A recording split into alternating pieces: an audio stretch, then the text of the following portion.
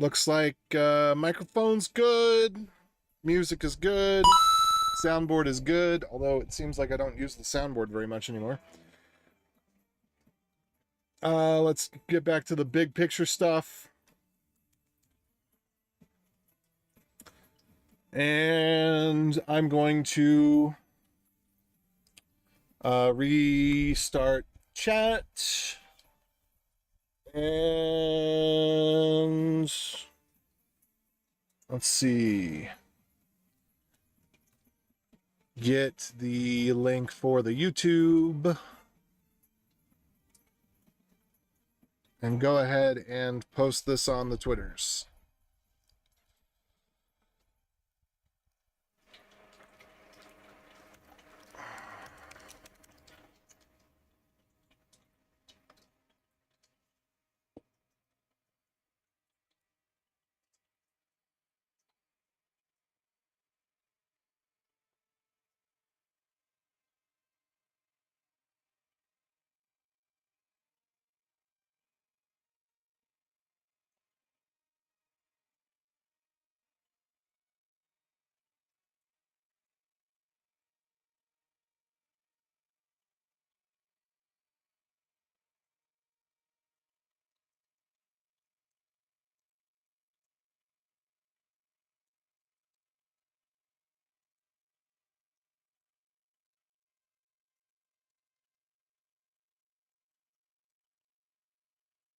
All right, where did that YouTube link go? Here it is.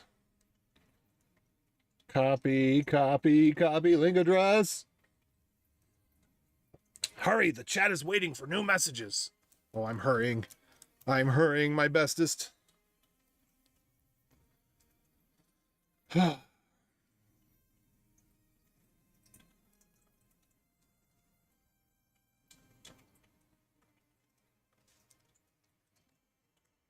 Bump it up.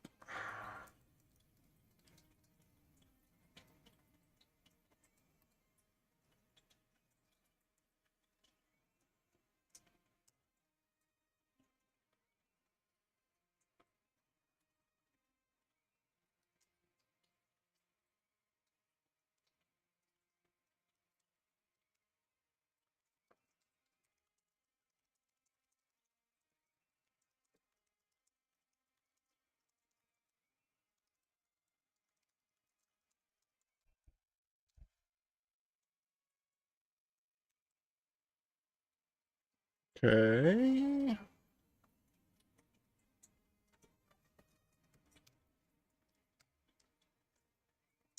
Boom, boom, boom.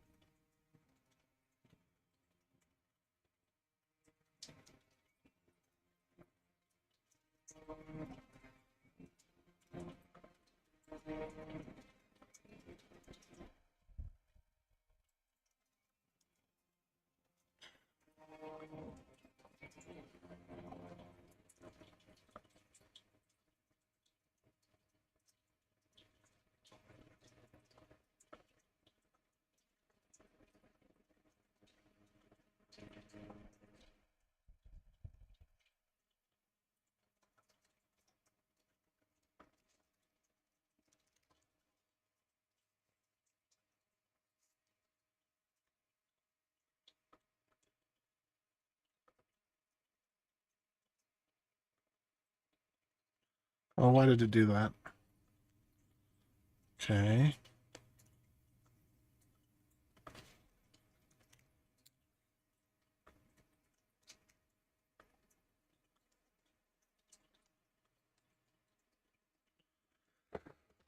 All right. 20 seconds on the clock. Let's go ahead and just get started. Boo! I don't know why I roll that Beyond Code logo. I probably should stop doing that. All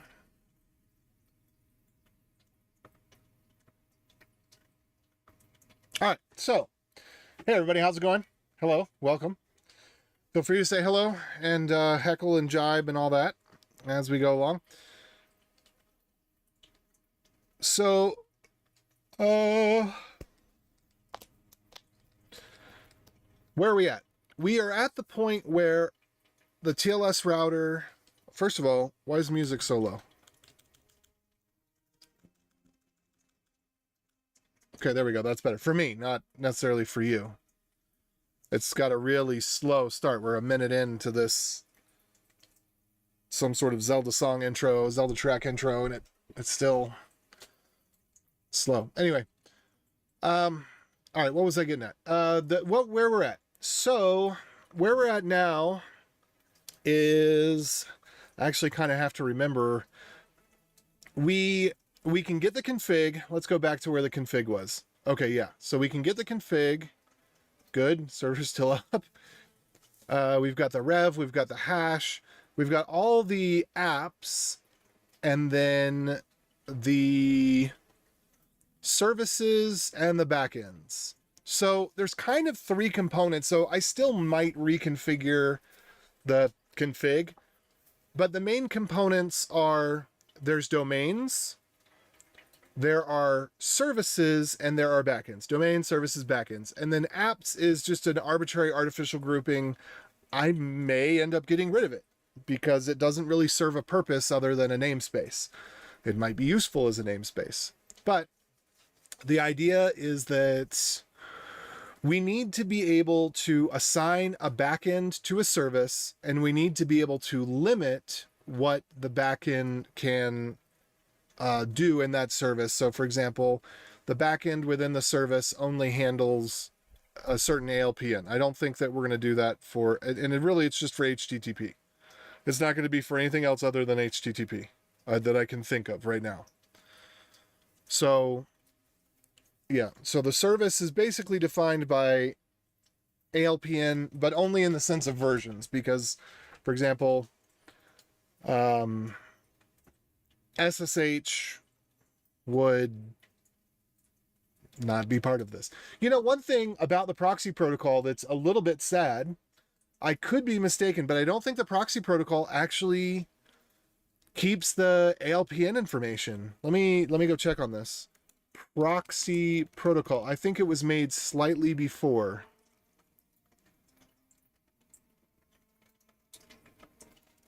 Yeah, 2011.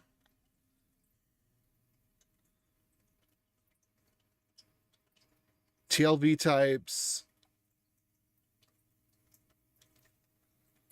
So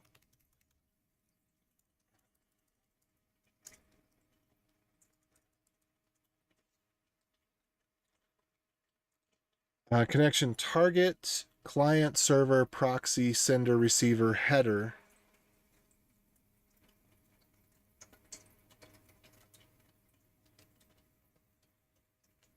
Yeah, unfortunately, I don't, because they did this before TLS 1.3 was a thing, there's not that extra information.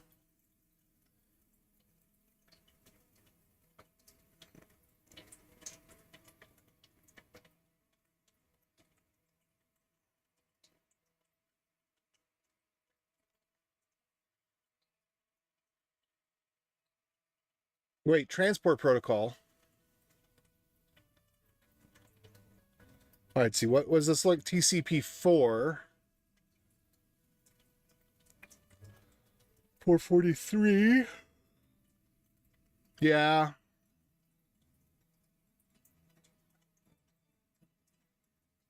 Okay, so that's something to note, that we don't have a way to put that through, but that's okay because we've got that by virtue of the backend. Anyway, let me get back to that config file. Okay, so what I need to be able to do is say, hey, I want to add a backend to a service, and if I just add the backend to a service, then that means it can support all the ALPNs, but I could limit it and say this one only supports H2 or HTTP 1.1 or something like that. But the ideal would be that, and maybe I should just make it this way, that if you're doing something transitional, you just have two services. The thing that I didn't want to do with that is I didn't want to have two slugs. But I don't know. I guess you could do this. You could update your backends first, and then you could update your service with new ALPNs after you've updated your backends. I don't know. I don't know how to do it. I don't know how to handle it. I'm not going to worry about it right now because I don't know how to handle it. So we'll just wait until we have more information. Okay, and then the DNS providers, the domains, yeah, I don't know what the domain aspect of this is, other than that domains are associated with services. So we should be able to get a domain and then figure out what services are associated with it, and that would be across all apps. So really we could just unwrap apps and then add an app namespace into a service in terms of the internal configuration versus the public configuration, because like I said before, the way we're going to represent this configuration in memory is going to be different than the way we represent it in the config file. The config file is meant to be consumed primarily by humans so that a human can come in here and make an edit.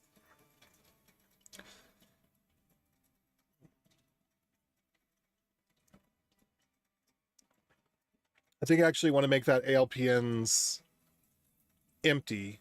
So we're going to do an omit empty on that. And then I guess we're not going to require a slug, but we are going to leave it there empty because we might require the slug later. So let's get to that ALPNs real quick. And let's just make sure that that is an omit empty for services. Yes, omit empty for service. All right, that's good.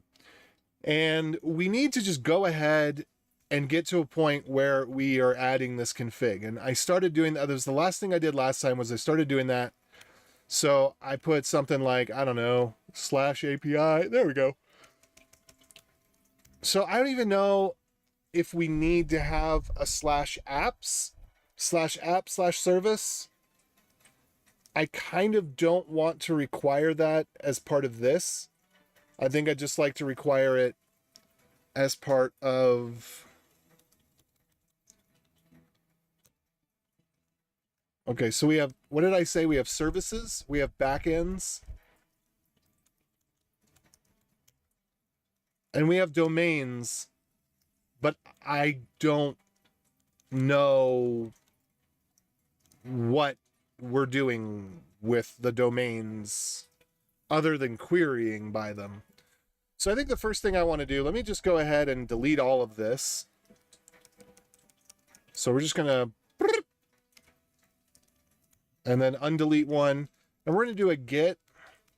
We're going to do API services. And we're just going to have the ability to list service with a query param of the domain.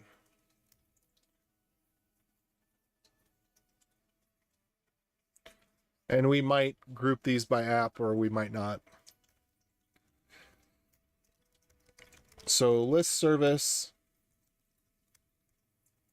And we want to have the ability to, I don't know if I want to call it patch or put or post. So put would be idempotent.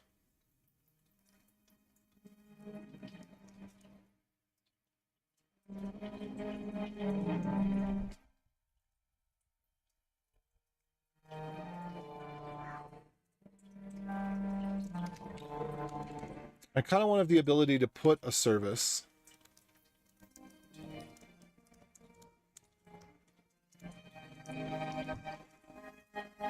But it wouldn't be replacing the relationships. And maybe it should just be a post then.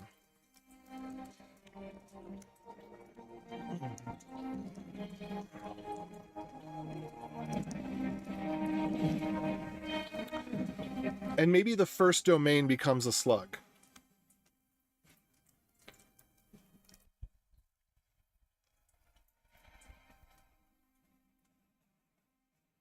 The first ALPN and the first domain. Maybe that's what the slug becomes by default.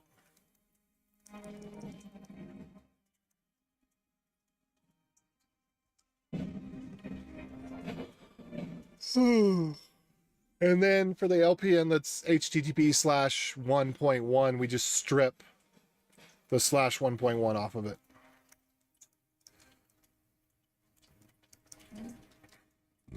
All right, so that's what we're going to implement. We're just going to get started with that so that we're making some progress here. All right, so we git config.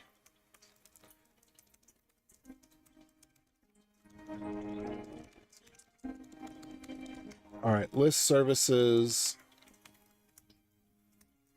And then we're going to copy some of this stuff here.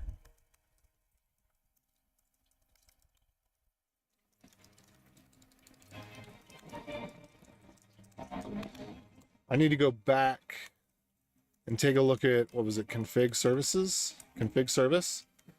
We need to put in here app slug, and we need this to be omit empty.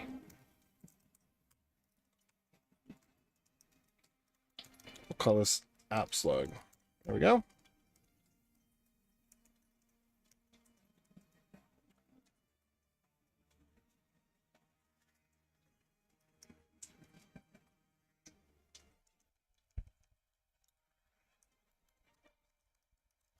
And I want backends to be omit empty as well, because in the copy of the service that we're going to create for this, I don't think we're going to list the backends. We might do backend slugs.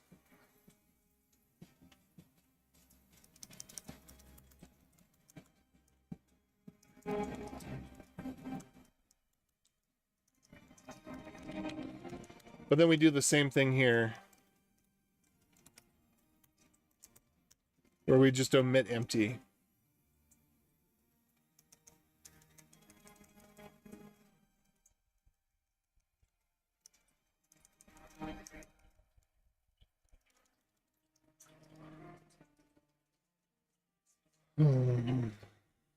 Or we could just make a copy of the struct and call it API service.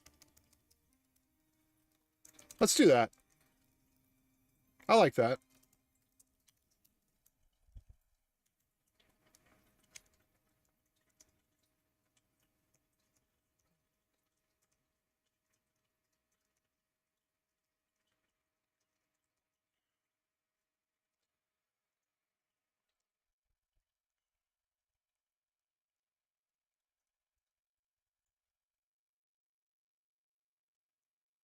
Where do we have these?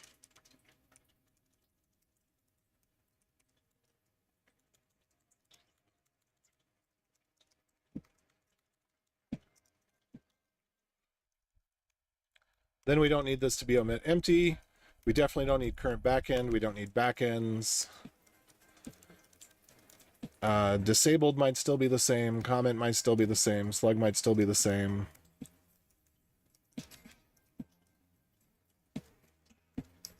Wait. We've not omit ALPNs on service. We omit ALPNs on backends. Excuse me, let me go back and do that. Hey everybody, how's it going?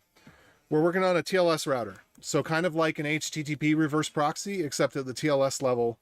And right now I'm working on an API for it because I want to be able to make on-the-fly configuration changes for hundreds of different apps.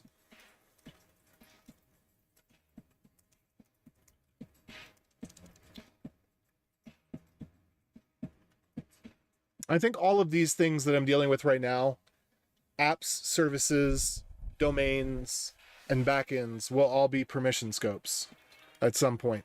But probably not in this itself, probably on in a layer on top of it, but maybe in this itself. I don't know. I can't make that call yet.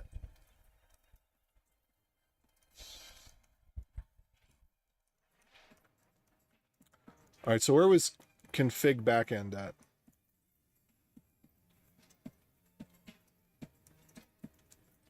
We haven't renamed this to config backend yet, but this should be omit empty. This is the one that is usually going to be empty. That should stay omit empty.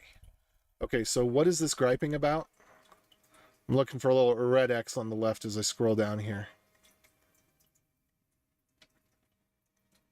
Let's see what it's griping about. Oh, okay, there it's griping. Oh, it's griping list services, set service. Okay, those will exist momentarily. All right, so list services already exists.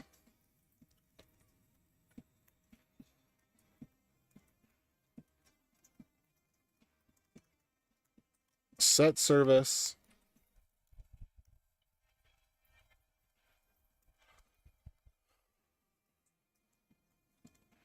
Hmm.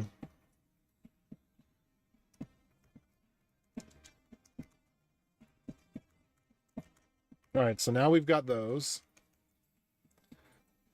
And what I want to do here is get the config. We're going to have to do an atomic load on the config. We're going to have to change every place where we're referencing config to have an atomic load, which is going to be fine. Because what we're going to allow to happen is to have an atomic swap on the config. So the config is going to be an atomic value, and we will just do an atomic swap on it. And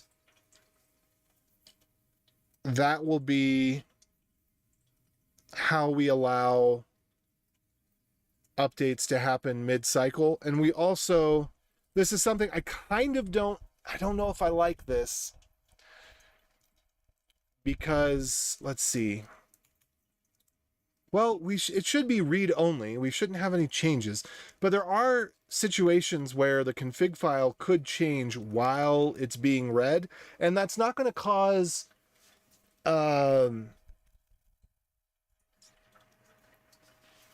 see.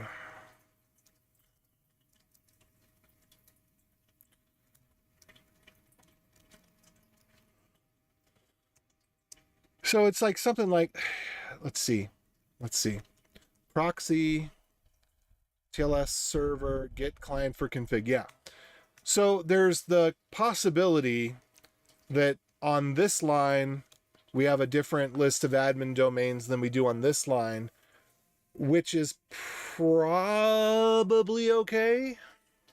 But when we go through and we have to change it to use a load, that problem should actually go away when we have the atomic load in place, because every single place where we've been using config will have to do the load first. And so what we'll want to do is we'll just want to load it at the top of a function so that within the scope of that function, it returns a consistent result.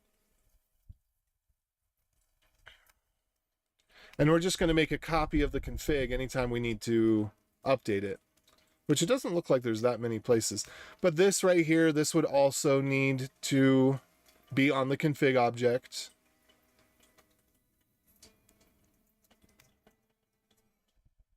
And that probably shouldn't be config by, but rather service by.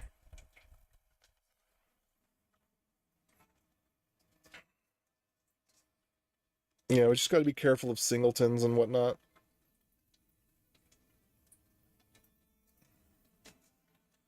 So it really doesn't look like we use the config that much. We use what we sorted out into, and so we need to do that as well. We need to have an atomic on that as well. Anyway, for right now,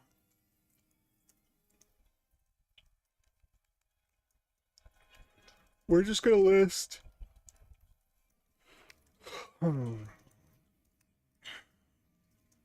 we're going to have var services as an array of API service. And we're just going to have a little for.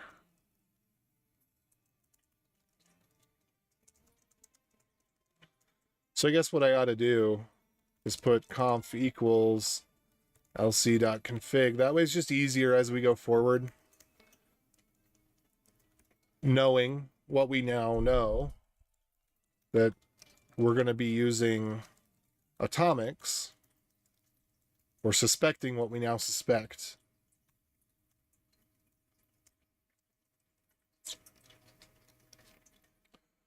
Kylus Mation, I do not remember you.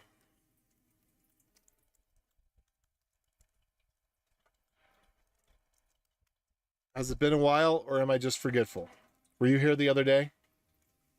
I don't remember the icon or the name.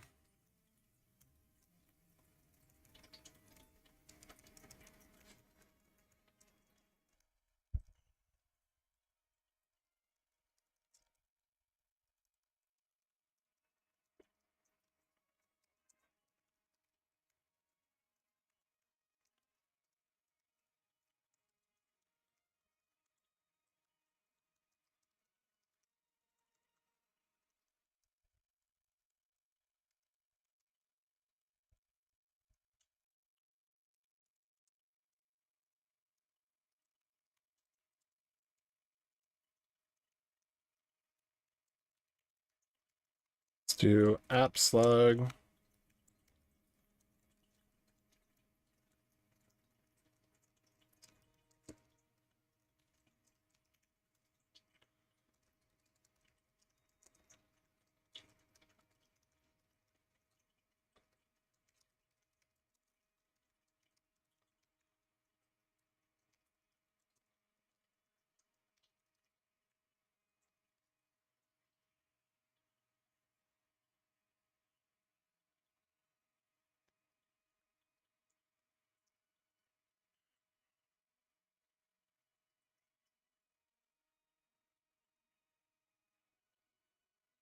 Oh, oh, okay. I do remember you. The guy who explained class 12, if you continue the class, you become a pilot. Yeah. Okay, I do remember you. Just vaguely though. I mean, I remember that conversation a few days ago or a week ago. I don't know. I may have been very, very tired at that point. I don't remember if that was while I was starting or getting off of the stream, but I do vaguely remember it. I don't remember the details, but I do remember I only remember a couple of messages back and forth. But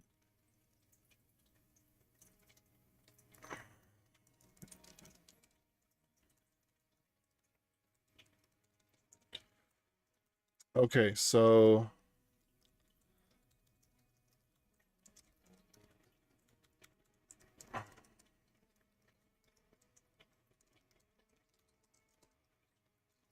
all right. Var backend slugs string, so backend slugs equals append backend slugs srv slug. Ooh, let's see.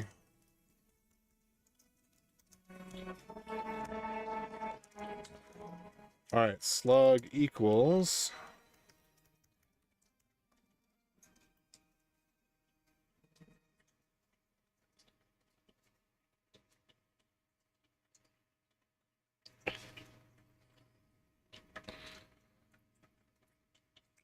I think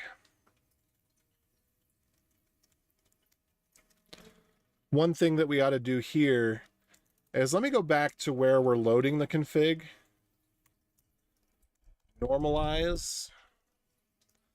So there might be a services section here where serve.domains. Do we have services anywhere else?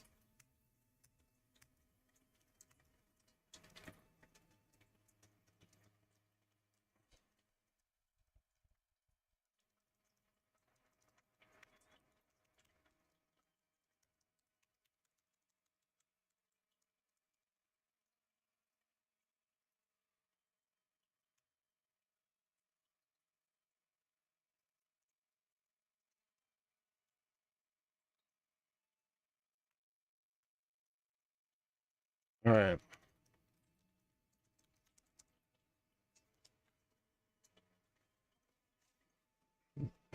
We're only going to normalize the config once, and it's only going to be on load.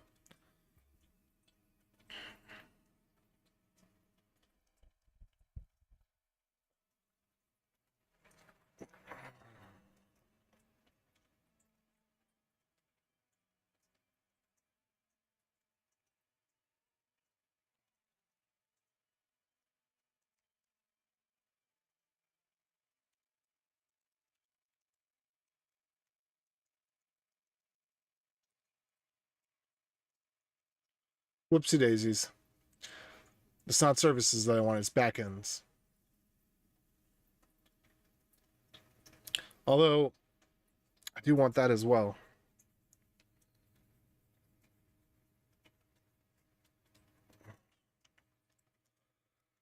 And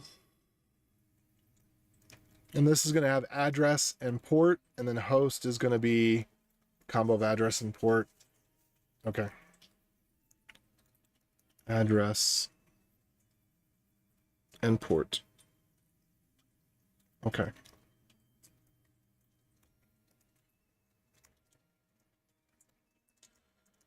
So we're actually going to do...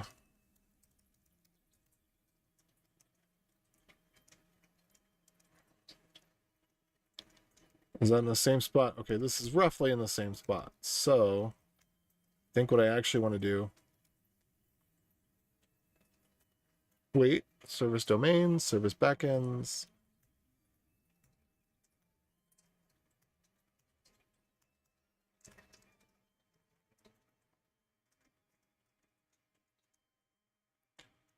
What is this in? This is in... Is this in the normalized phase or is this in the config phase? That's in the config phase.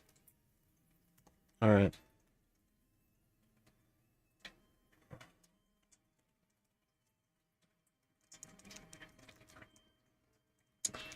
So let's find this little ditty here.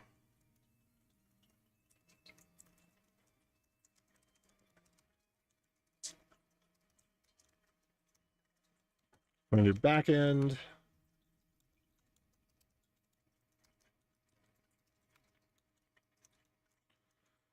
And this is going to be backend.address. We're going to strings.replace. I think, is it, do we have a replace all? Is that what works out?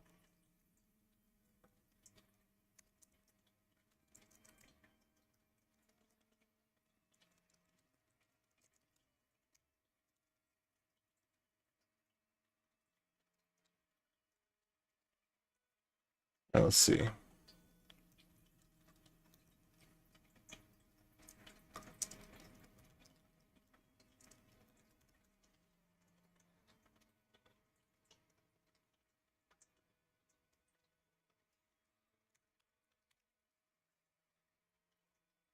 Wait, it says replace old new. Oh, whoops. Whoopsie daisies.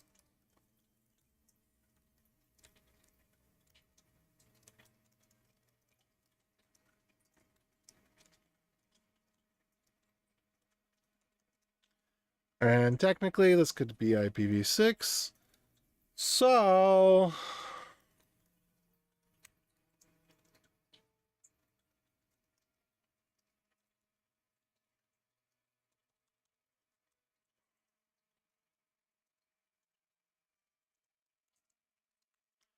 we'd also be replacing colons with slashes, in which case we would also be replacing double dashes with a single dash.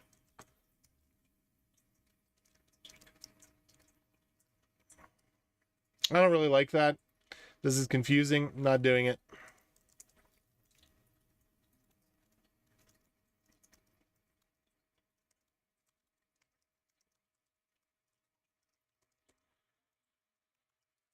Let's make this a little easier.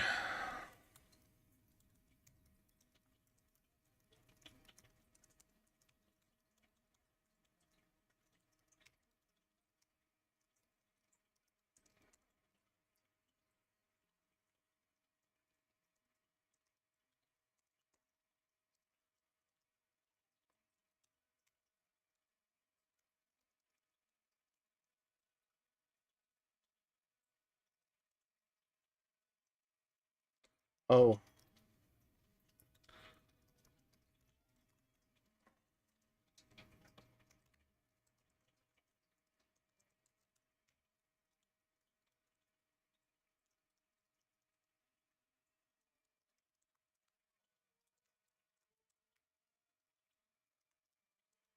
You know what I like doing more anyway, though?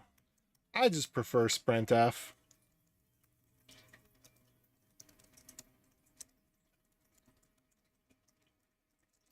So there, take that.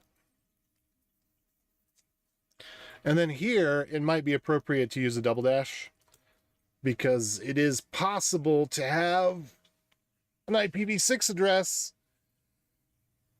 that ends with a thing that looks like a port number. So we'll just do this. We'll do this for now.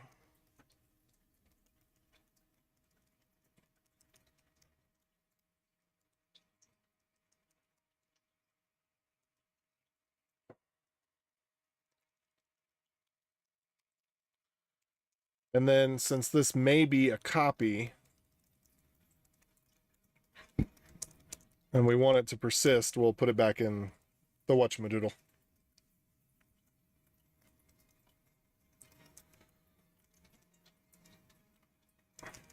Okay. All right, so now we don't have to worry about the whole slug thing. We know that slug's just going to be there.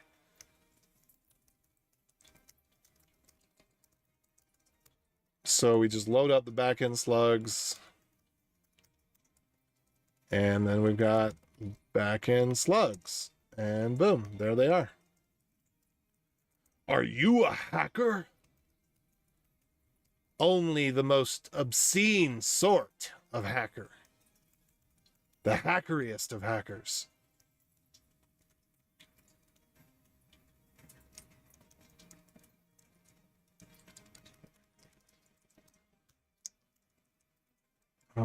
Let's see.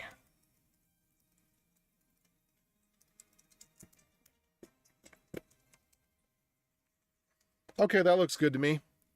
Any complaints from y'all?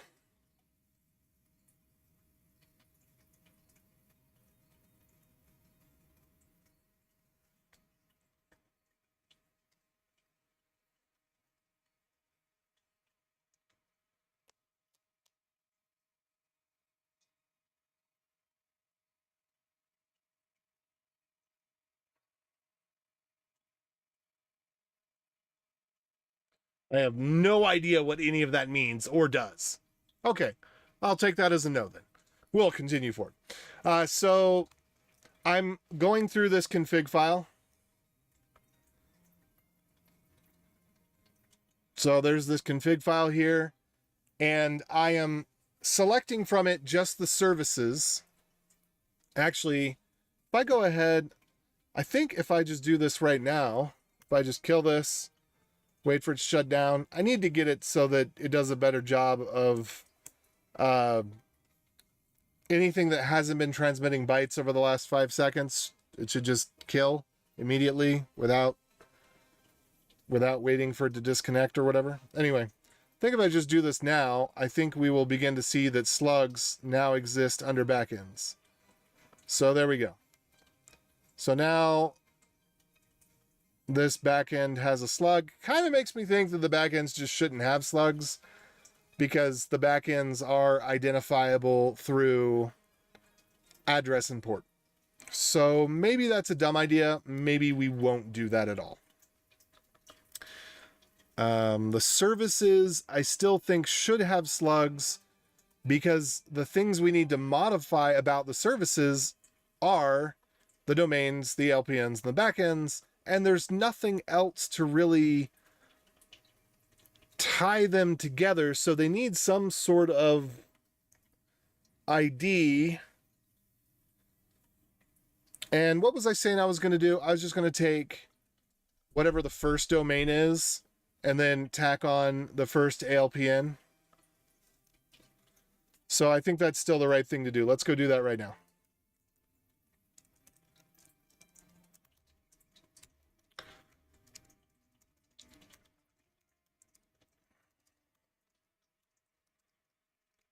But I think, let's see, 4 domains. Do we have an ALPNs thing? Yeah.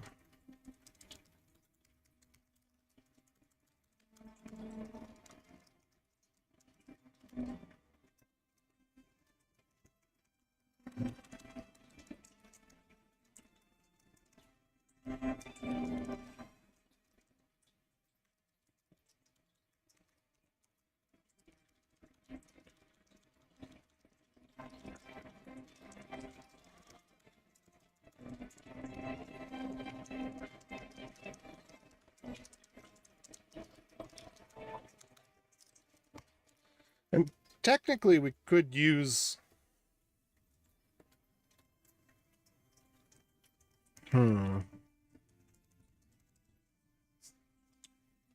IP addresses as well. So it's TLS router. We're taking TLS information, server name, and application protocol, and using that to determine where an incoming connection should go. without necessarily decrypting it. So it can be encrypted end to end.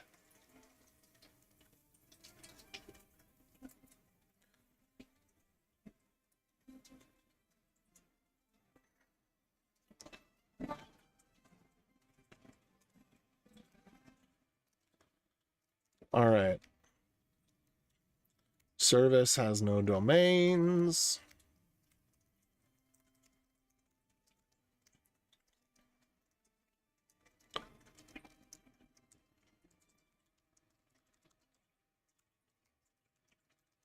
Whoops.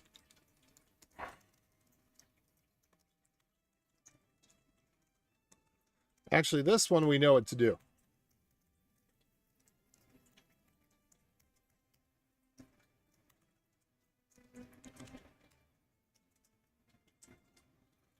I heard AI can code and stuff. Sure. Hunar, what's up? How you doing, man?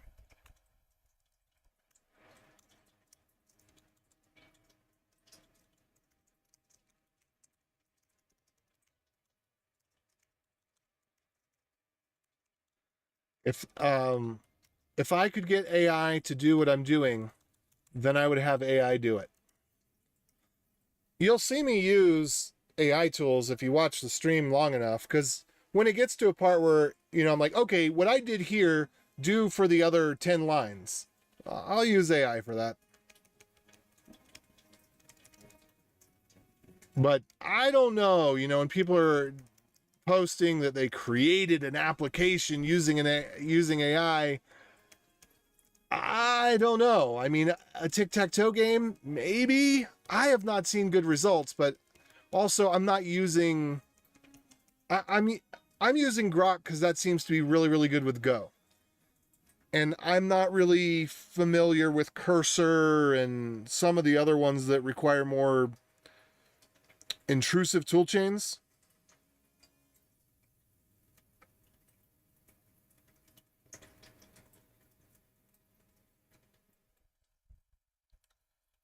Okay.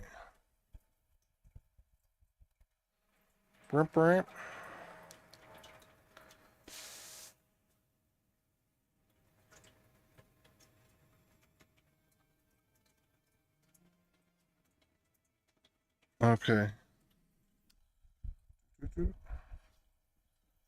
Um.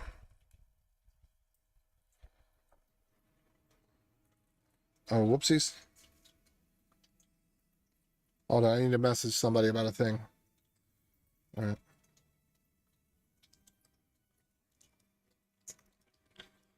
Toot toot.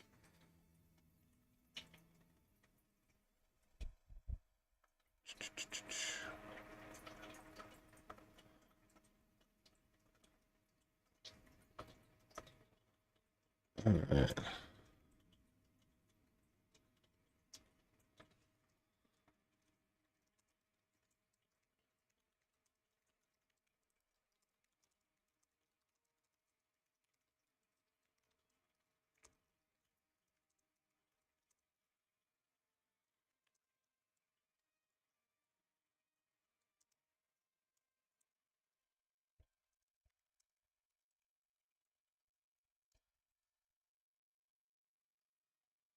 Okay.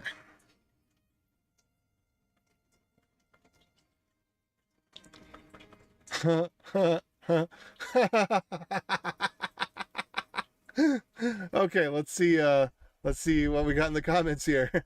Not much. On a 3-month break while Lenovo ships my new laptop. Nice. Bought it on the 20th, but my OLED died 2 months ago. Oh, interesting. Oh, okay. I thought you were being facetious, but you're being real. There's a 30-day shipping right now. Oh no. I am a straight guy. Why do you teach me Go? Go! Look, man. Captain America's not gay. He just has values. All right? So there's a difference. Just because a man isn't running around in every doesn't mean that he's not straight. Okay?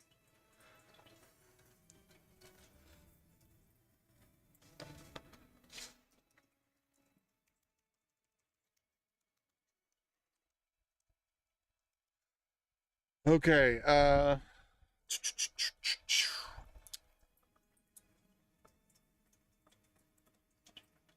are there so many programming languages instead of one that just does it all? Artistic expression. Well, that's not the only reason. There are actually good reasons, valuable reasons, but a lot of it is artistic expression.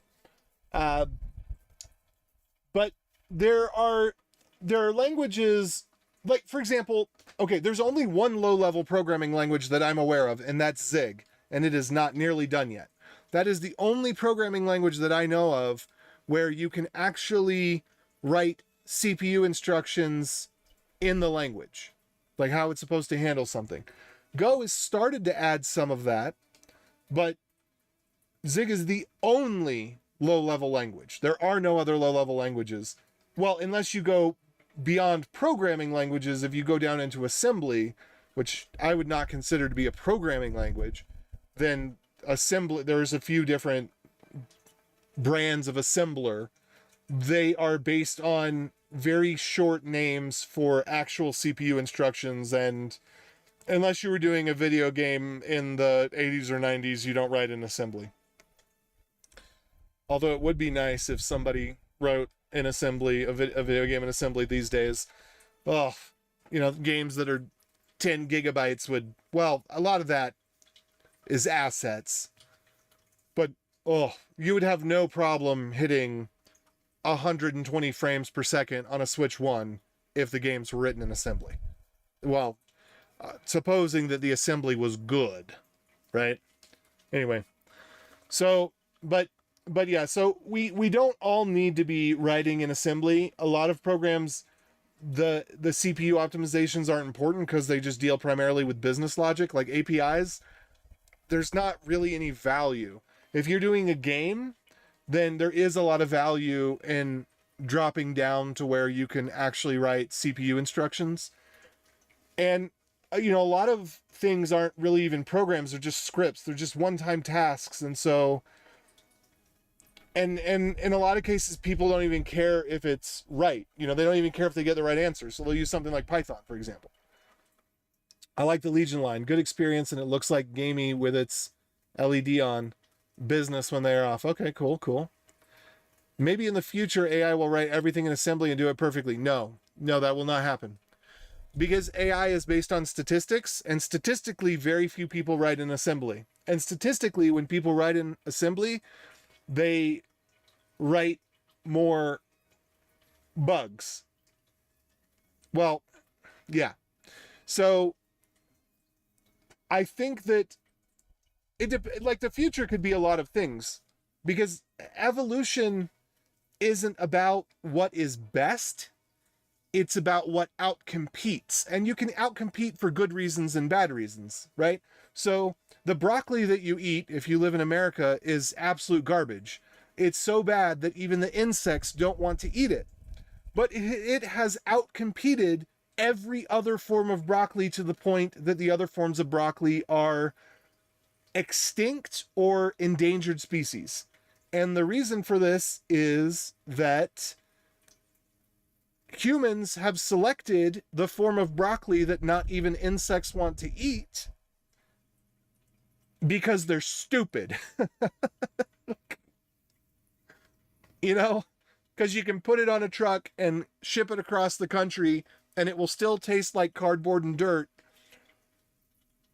But if you put enough cheese and salt on it, it's all right. So if we wanted to write better programs, we could take heuristic approaches, similar but not exactly necessarily to what Rust and Zig and Go do. But yeah, I think that you could basically, for any genre of program, you could identify 10,000 patterns that you could manually specify some heuristics for, and you could have programs that are written perfectly that follow a set of heuristics. I could be off on that, but to me it seems like I do a lot of the same thing. And then you could use AI to combine those components together. Instead of training AI on millions of variations of doing something, you could just train it on the variations that are perfect. And then, a human in a course of a year or two could write out 10,000 variations. I mean, maybe even the course of a couple of months, could write out the 10,000 variations of the things that you most likely do in programming. So, but the reason, if you want to see something that doesn't make any sense at all, you should look into SQL. SQL is a language, a structured query language that defines algebraic relationships between sets of data, which sounds scary, but all it means is that it can do something like tell you the relationship between a phone number and a contact, right? So in your phone, you've got a list of contacts, it's got websites, it's got phones, it's got birthdays, so it could tell you even the relationship between a phone number and a birthday, or a phone number and a spouse.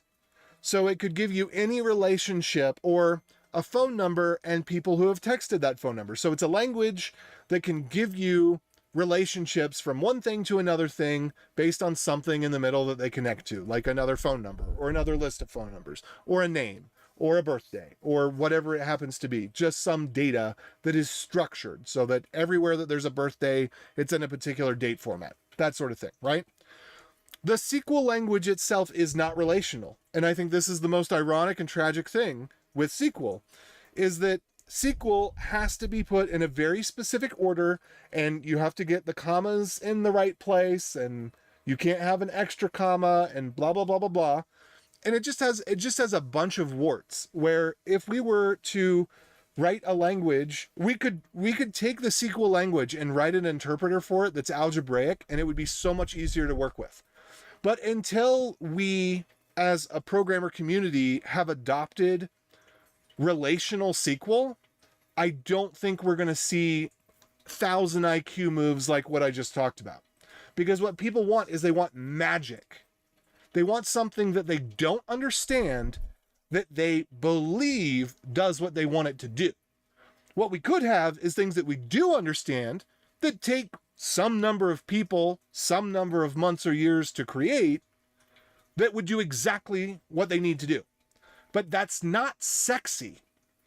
You're not going to get, a media article out explaining, hey, there's only 100,000 common programming patterns, and a team at IBM has mapped them all out perfectly. That's not newsworthy. Pretending like a statistical model is creating life by stitching a bunch of words together with, 80 to 90% accuracy apparently is newsworthy. So the money is going to go to the things that are newsworthy. It's not going to go to the things that are the most beneficial to programmers.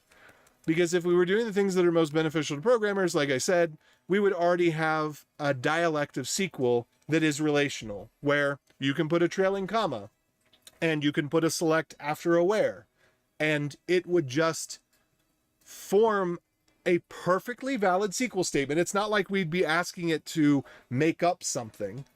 We're just saying that it could be relational. It could use the information that's in the statement to create a valid statement without having to have additional rules that don't matter or do anything.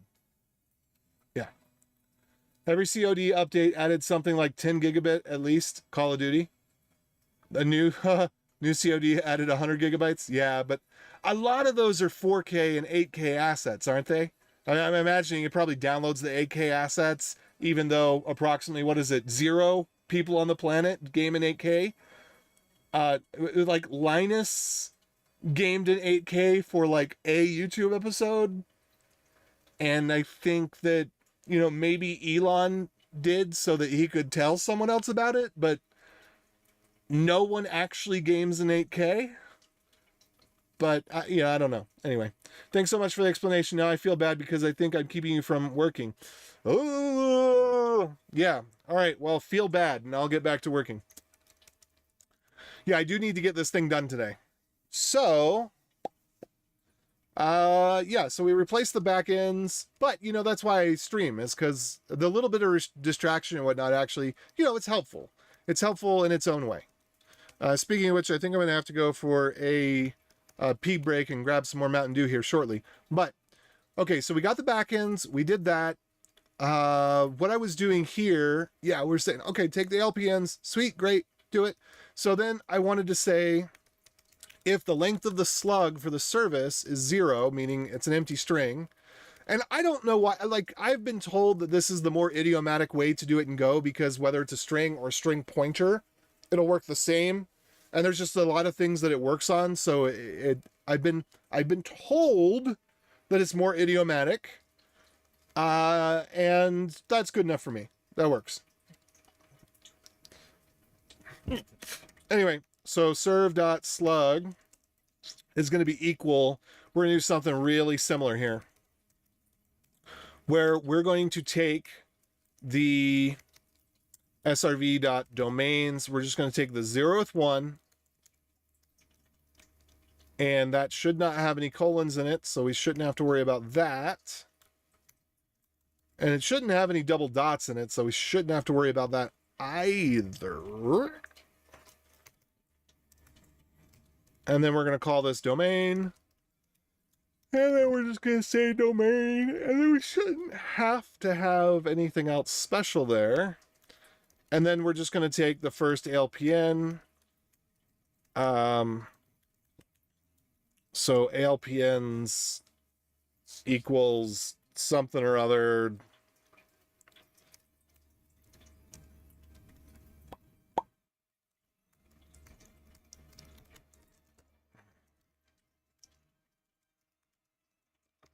Okay, I want to go look at the list of registered ALPNs again real quick.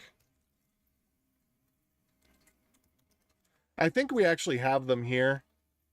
I got on a little tangent and I created this whole parser for them and everything. And then I actually went to the IANA bug reporter and reported some oopsie-daisies that they had.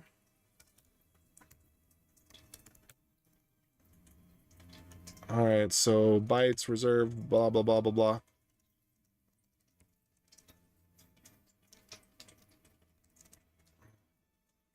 All right, so let's do JQ on this one.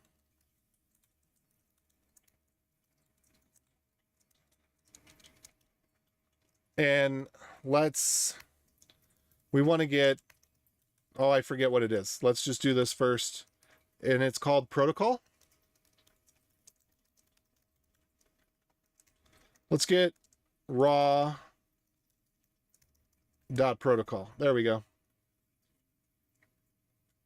That doesn't work for me. Let's try again. It's name.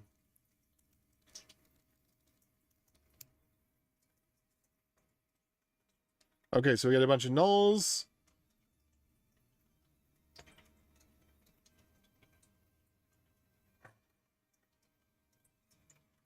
All right, so we're just going to strip after the slashes. We're going to split on slash and take the first.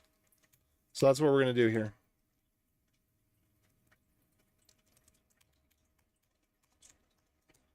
So that's the official list of all of them. Yeah, I don't like games that force me to download their 4K or even higher res assets if I'm only playing at 1080p.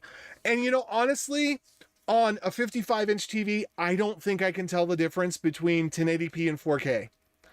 I thought I was playing in 4K the other day and had like my mind blown. Oh, the textures are so much more detailed. And I think it was actually in 1080p. Breath of the Wild. So my TV is on the fritz. My TV has become sentient. Okay? And it is a suicidal TV. Okay? It is a sentient, suicidal TV. So first, a year ago, the external sound quit working. Okay. And maybe it wasn't even a year ago. It might have been 6 months ago. But at some point, the external speakers quit working. Okay, so, well, that sucks, but whatever. And I tried to play with it a little bit. I couldn't figure it out. I rebooted the TV. It wasn't working, whatever. Okay, then about 3 months ago or so, the Wi-Fi stops working. All right, fine. So now I'm using internal speakers. Now I'm connected to Ethernet. Then, no sooner than do I get the Ethernet connected, then the Ethernet stops working. So it works for a week or two. Then the Ethernet stops working. Okay, like now this is really getting annoying because when the Wi-Fi went out, I was like, you're not going to get me to buy a new TV. This is a brand new TV I paid $650 for that only lasted 3 years and 5 months. That's counting from when the Wi-Fi went bad. No, that's counting from when the HDMI ports went out. Okay, so gets better, right? So then I try hooking it up to the Roku. Well, then it can only do 1080p. It can't do 4K anymore. Anyway, the HDMI ports start going out. All right? I'm like, no way. Okay, so there's one HDMI port that works. And it will work at 4K, but not with HDR or something like that. And so the Roku was complaining because apparently I'd ripped a Blu-ray that had HDR info or in it or whatever. Anyway, so that goes on. And the next thing. Okay, so finally, well, not finally, because we're still in the battle, but I've pretty much lost the battle at this point. So then the internal speakers go out. And this is a Hisense TV I paid $650 for. Picture quality's been good. It was on ratings.com as the best value TV. Okay? But of course they didn't have it for 3 years. They only tested it for a few weeks or whatever it was. So there's that. They didn't know that it was going to just crap itself progressively. Anyway, so the internal speakers go out. That's all right. On my Switch 2, now with the Switch 2, I don't think the Switch 1 did this. Maybe because you couldn't even get access to the headphone port. I don't remember. But with the Switch 2, you can plug the speakers into the headphone port. Huh? So now I've bypassed the TV speakers. Okay, now the backlight starts flickering. So when the backlight goes, TV is a goner. So I'm in talks with somebody on Facebook.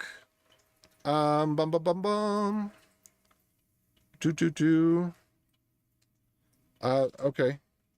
Hold on.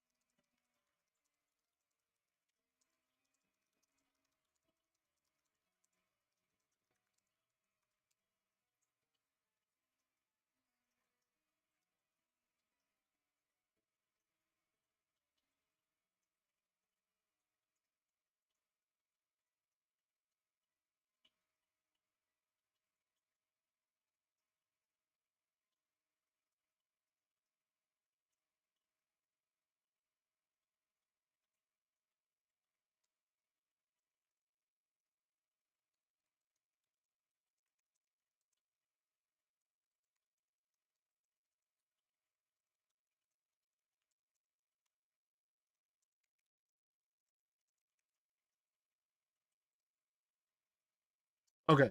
Yeah, so anyway, I've got another TV, but I'm going to get a TV that's already several years old with the hopes that if it's already past, like if a TV's past the 5-year mark, it's probably going to last 20 years, right? It's the TVs that are going to die. Yeah, the pre-planned obsolescence.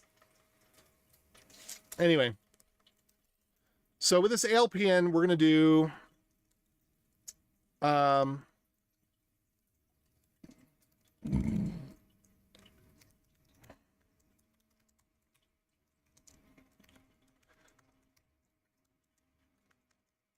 boom.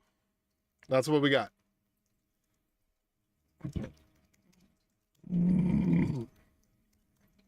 Bless me. All right, so here we are. So as part of the normalization phase, we're going to do this, and then I'm going to have to put a to-do in here. Make sure this doesn't conflict with other slugs. Same thing here. Oh, no, same thing here.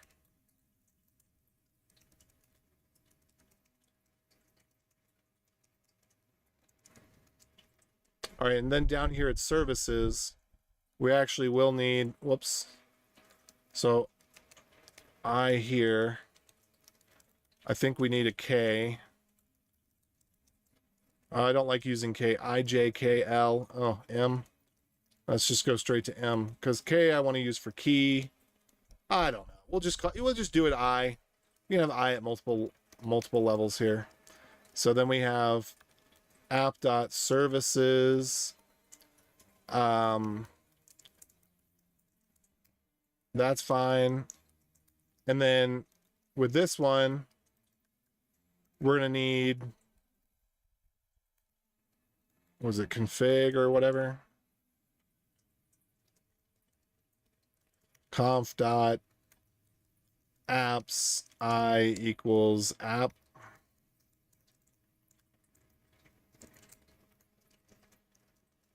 So there we go. So some of these things are already pointers, so it shouldn't matter, but I'm just going to do this to, CYA, because otherwise I'd mess up myself.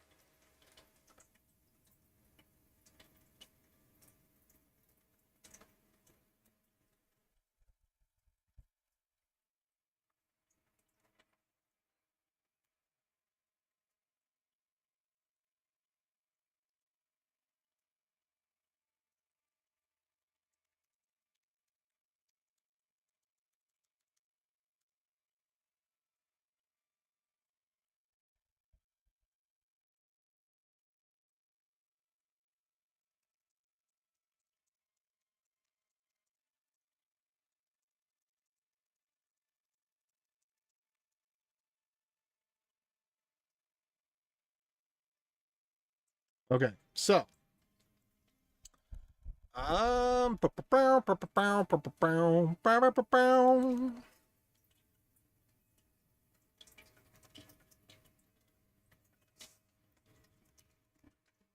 right, normalize config. Yeah, so we got that one done. So now everything should have a slug.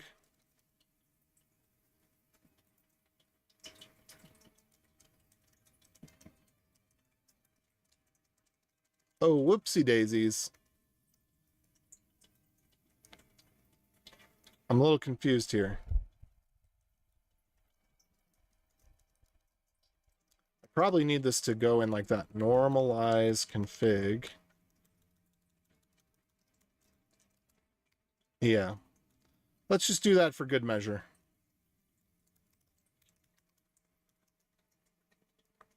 And shouldn't we also do that here as well?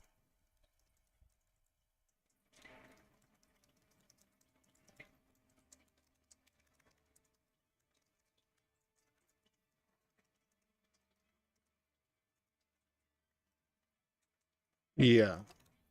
So in this particular case,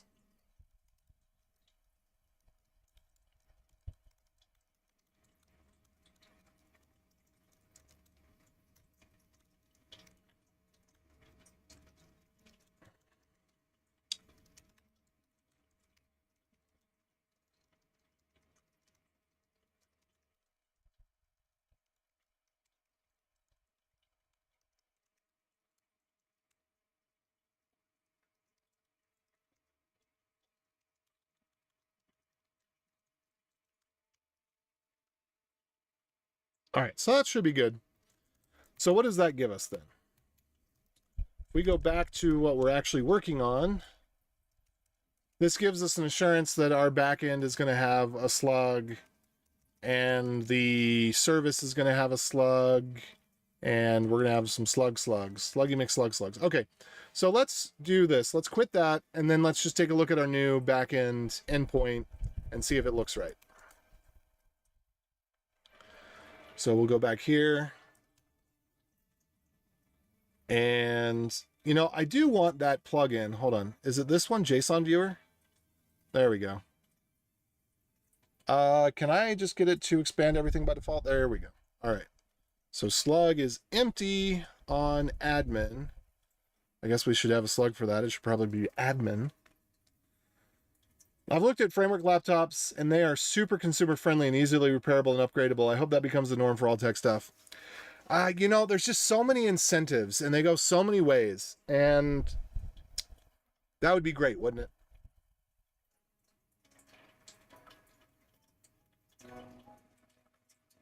Wait, why did that go to an about blank? That doesn't make any sense. It thought this was a link for some reason. I guess it's regex is matching an empty string as a link.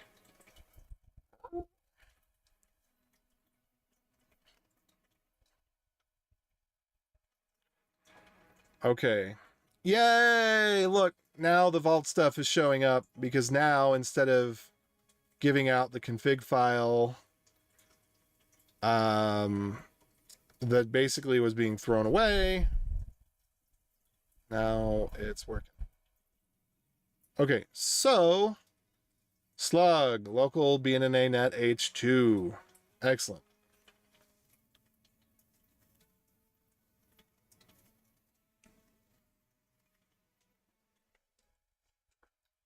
And I think what we're going to do here for the slugs is I think we're going to register services.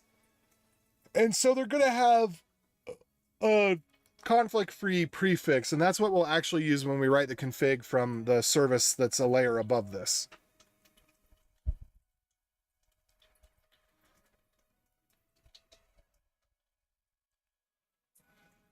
Okay. So I think I'm going to get rid of that because I don't know what to do with it yet. And I will need to have...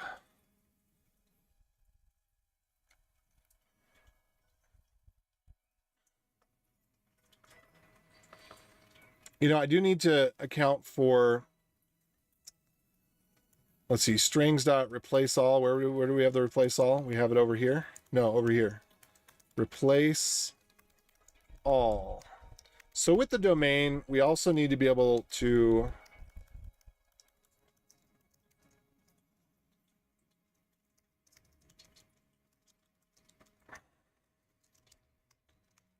replace wild.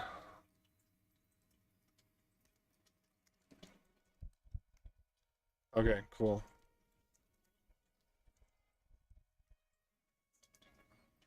Type check could not be imported, blah, blah, blah, blah, blah. No variable, blah, blah, blah, blah, blah. Let's check it out. It's talking about API Go. All right, let's check it out. I don't think there's that many files in here, are there? No. Okay, it lied. It lied to me. It hurt me on a personal level because it lied to me. Oh, no, it didn't lie to me. It lied to me a little bit, but in the right way, in a helpful way. Okay. So now let's go take a look. All right. How's our connections doing? Still good. Boo. Can we still do this? Yeah, we can still do that. Excellent. Let's make sure settings are set the way that I want them. Theme is default. How about Dracula?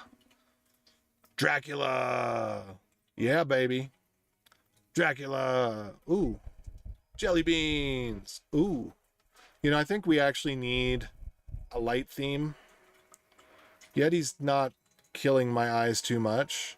Solarized light, yeah, I was a fan of, but I'm falling out of favor with it. MDN like. Neo I like. Funky, no thank you. Koi, sure, why not? Base 16, whatever. Let's go with Neo. Save that. Okay, but that's not why I was here. I was here to say that it should be expanded by default. All right, tab size. The best people use tab size 3, just so you know.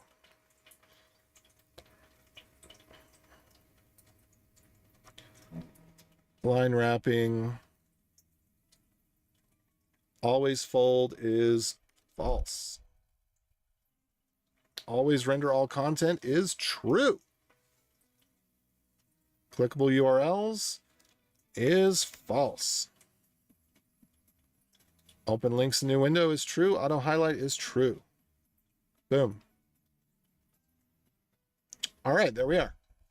So let's give that a refreshy McRefresh fresh.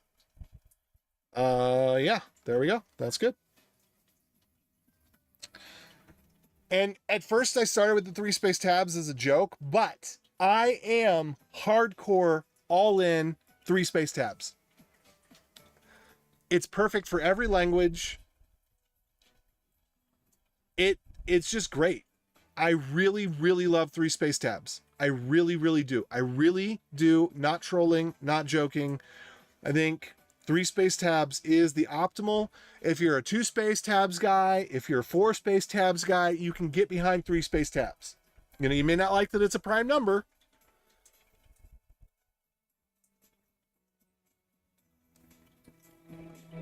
but it's the best.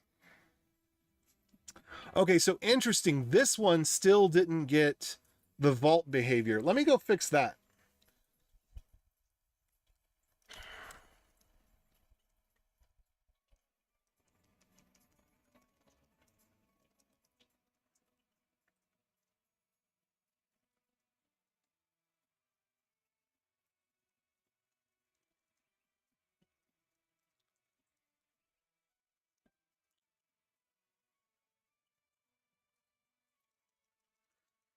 Kind of want a little vaultify.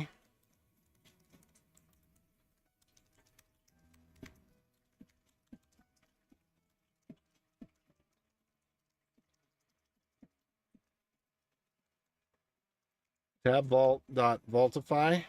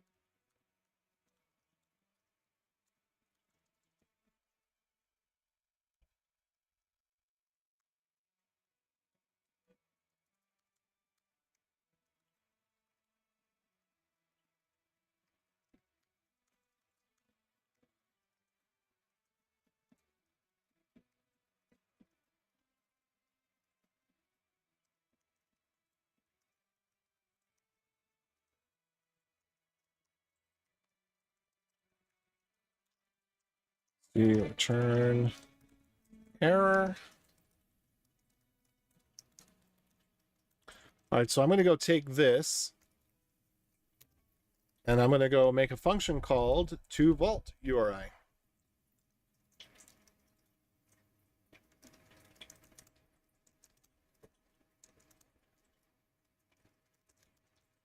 So let's go into our tab vault,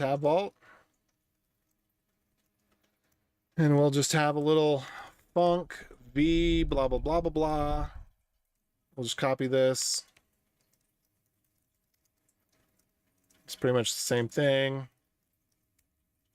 And then we're going to call this to URI, to vault URI, to URI. I forgot what I called it already. And then this part's going to go over there. So let me go take that back real quick. Tab vault could not be written to vault URI.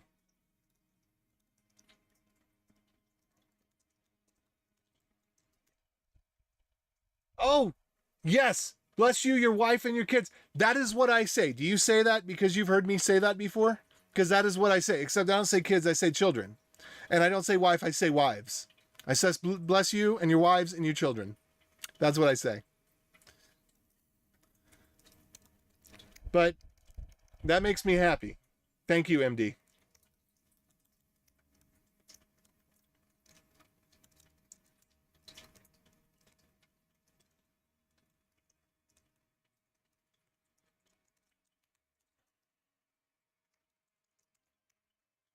I don't want to be exclusionary, you know.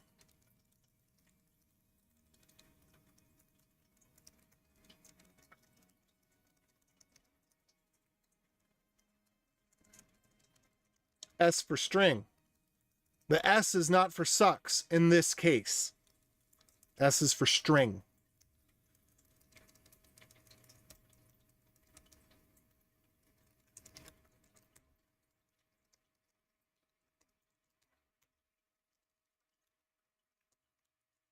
There we go. Boom. To vault URI. Shabango. Mango shabango. All right, so now that I've got this, now I'm going to go back to admin.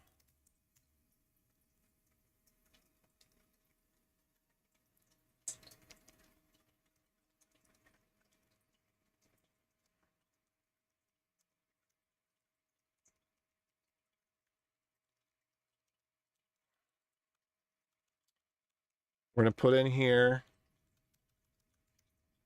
this API token, this API token.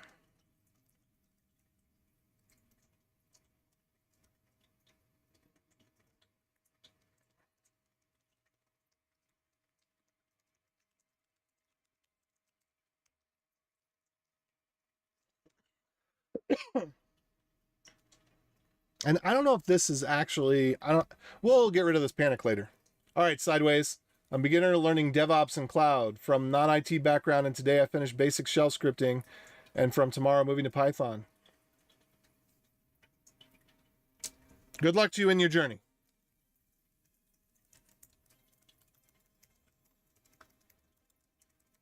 It is good to know how to do shell scripting and to work with files and folders and IP addresses. These are good things. They're good things. They're morally virtuous. Okay, now, that is not to say that it is morally unvirtuous to not know them, unless you're in tech, in which case I would argue that that is morally unvirtuous. There are too many people in tech who don't know how to do really simple things and make things incredibly complicated because they don't know their ABCs. And knowing the ABCs is essential. Okay, so now that's looking good. Now we've got the vault here. Cool, cool. So that's looking good. So the next thing is what we were actually doing a moment ago. Let's see, proxy protocol. We already looked that up. We already did that. Okay. So the next thing I want to do is I want to take a look at services, see what we get here. And we click to enable. I have all of my browser plugins click to enable. All of them. Even the Google picture-in-picture.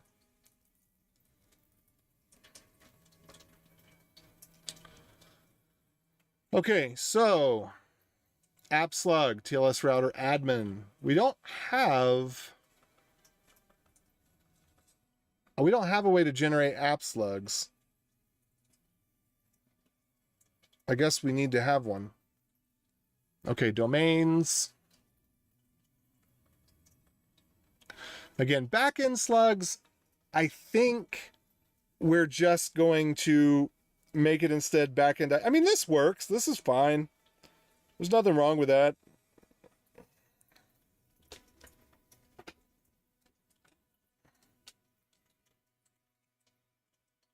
All right, so this looks good.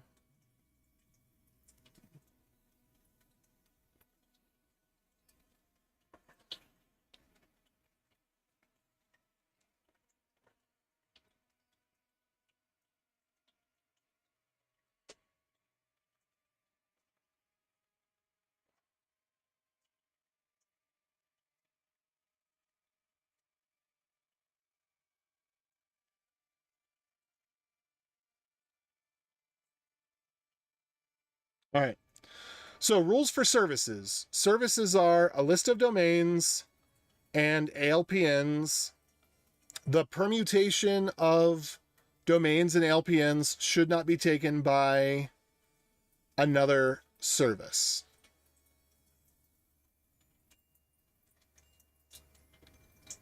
I think that's fair. All right, cool. So this is what we get back.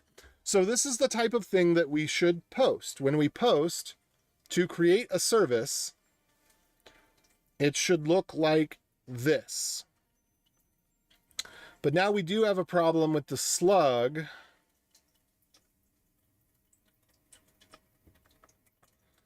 Because we might post to something and then end up with a different slug. Like, for example, I could get this, but I could post to it where ALPNs is now H2.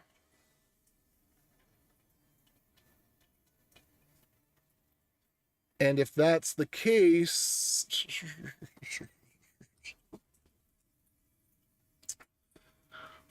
then what? Then I guess we just change the slug. I guess it gets a new slug. I don't really like that.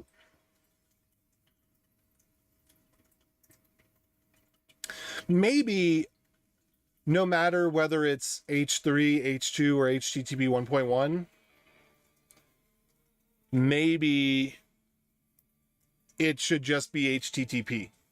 Let's see if there's other protocols like that in our list of protocols.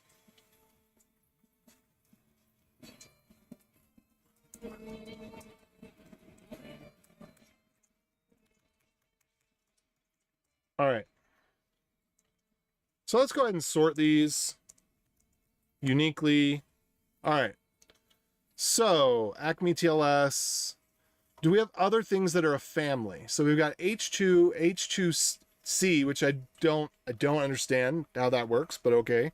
H3, a bunch of different HTTPs. So basically all of these are part of the HTTP family. Do we have anything else as part of a family like that? Radius, Speedy. Is Quick not registered? Oh, it's registered as H3.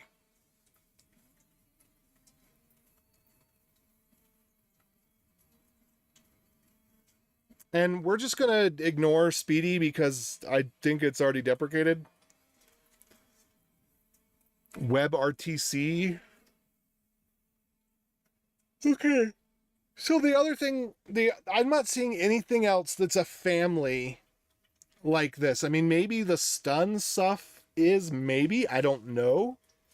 But I don't see anything else that's a family. So I think that HTTP is a special case. And so I think we'll treat HTTP as a special case. So let's do that.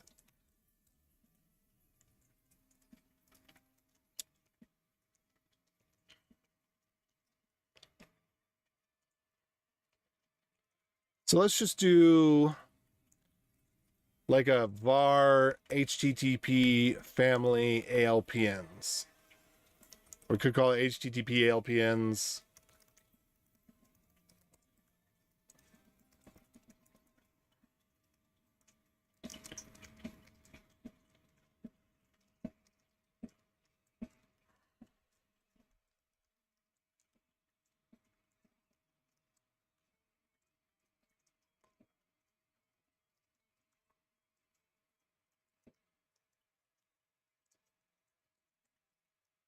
All right.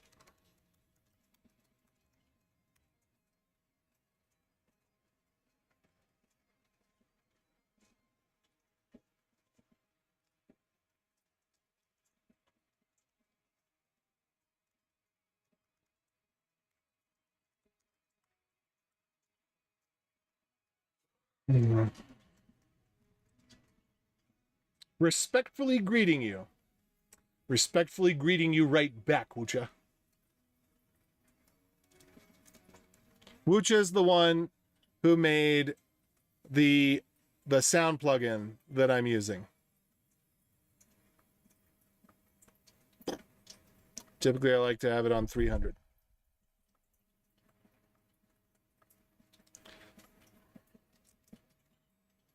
Now, with that said, I think it's a great sound plugin, but as with all my other plugins, I have it on click to activate. Every plugin I have on click to activate.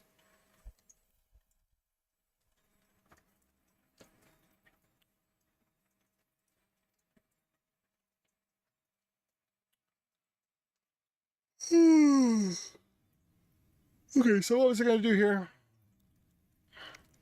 If... Okay, here's what we're going to do. ALPN is this one. If slices dot... Is it contains? And go, it's contains.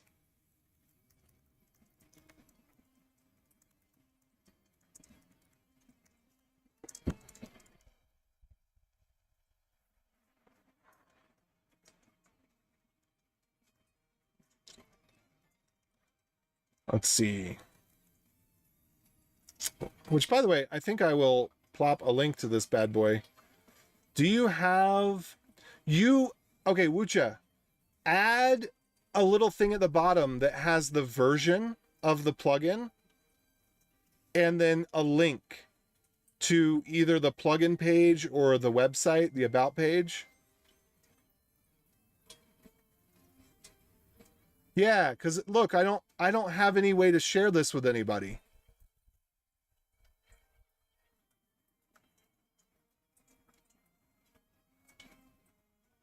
So please add that.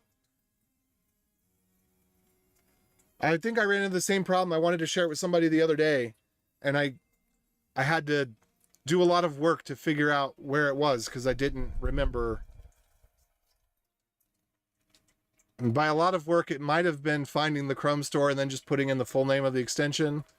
I don't remember, but I was expecting I'd just be able to, get the URL from the tab, or, yeah. Yeah, I would actually want that in both places. I'd love it here. If you don't want to put it here, I understand. Keep it clutter free, sure. But it should definitely be here, like about the developer or about this extension or something. Or have a version up, or have it up at the top right here, like a little, V1.0.0 developed by so and so. And do you do any freelance work? I mean, maybe somebody would like to hire you, and if they, had that information to your website, maybe it would be good. Maybe.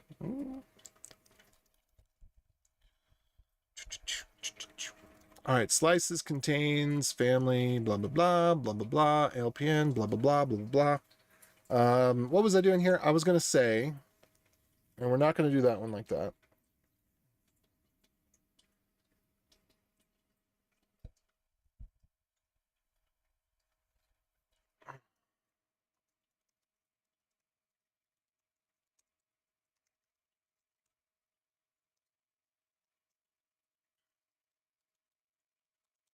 That's right, because I need to do this. Boom. I'm so glad it caught that. I love that level of tooling. Ineffectual assignment. That was just awesome. Okay, so let's go ahead and do this.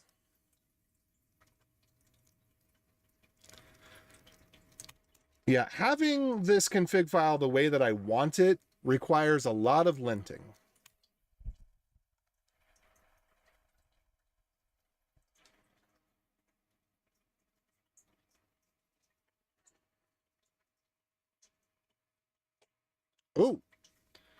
Oh, what happened here? What happened here?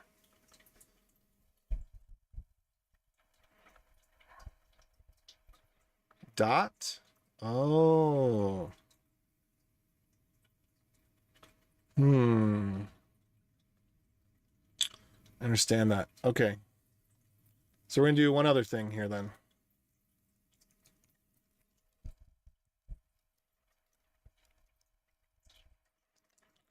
If strings dot has prefix,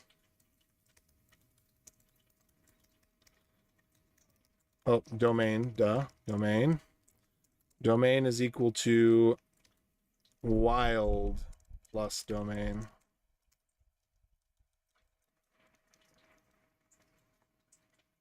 That almost makes me think that this needs to have, I don't know,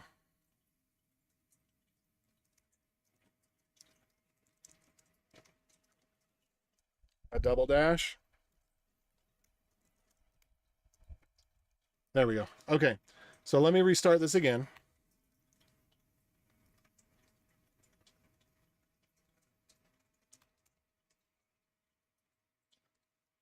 And then refresh this.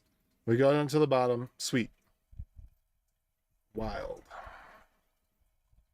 And I'm putting the double dash there as the delimiter because somebody could have wild be their, wild.com,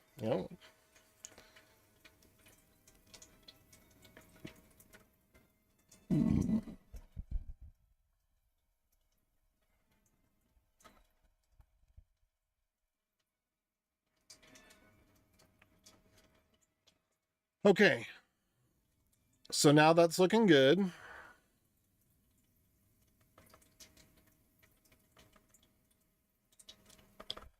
if we have any others that need to be grouped as families, that can go into the config.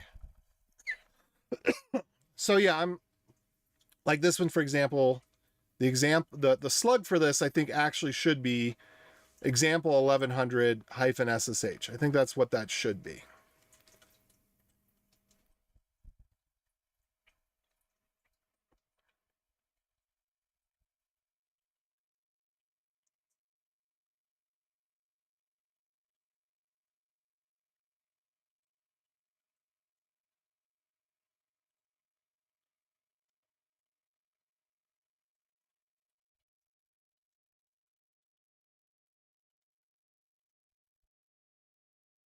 Okay.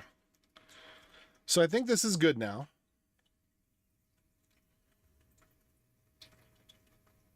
Hey everybody, how's it going? What's up?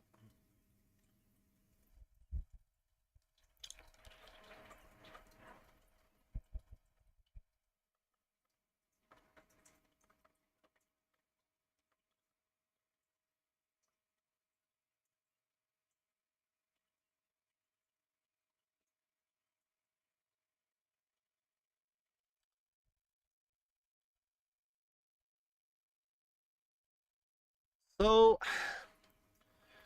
I kind of think that instead of ALPNs, this should be a single value that is ALPN family.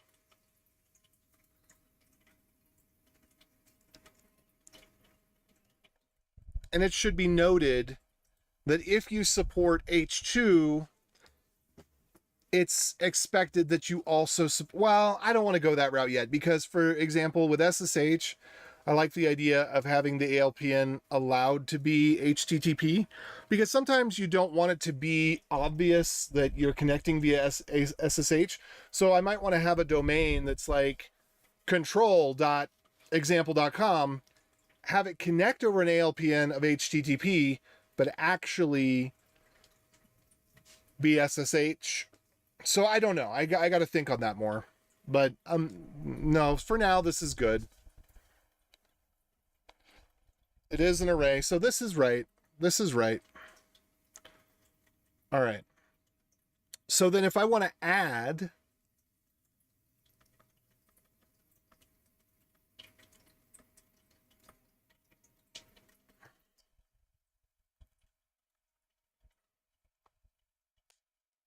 so I think I want to do this. Post can allow you to create or update. Patch is only update, and put is a full replace. I think like that. Not 100% sure. I don't know. We just need to move forward. So let me implement this where we can select by domain.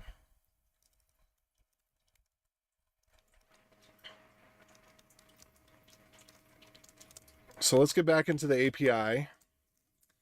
And we're going to have list services. We're going to have the ability to check the domain. So r.query.get domains. So we'll have domain list like this.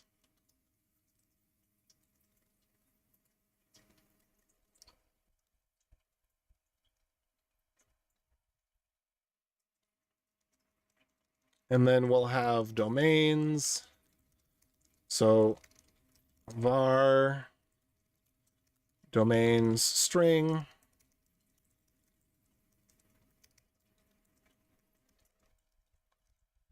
Domains is going to be equal to strings.split domain list.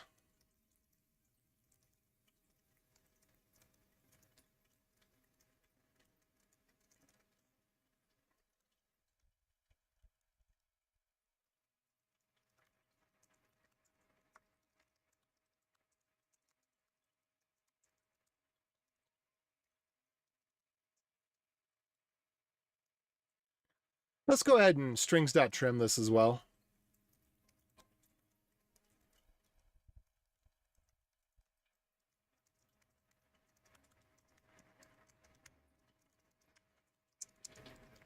Just in case.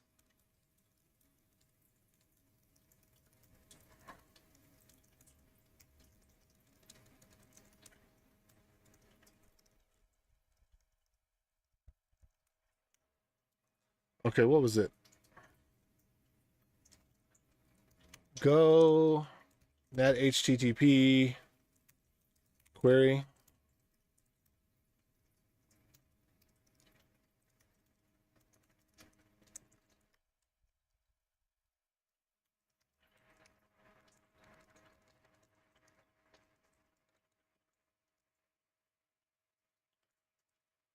r.url.query.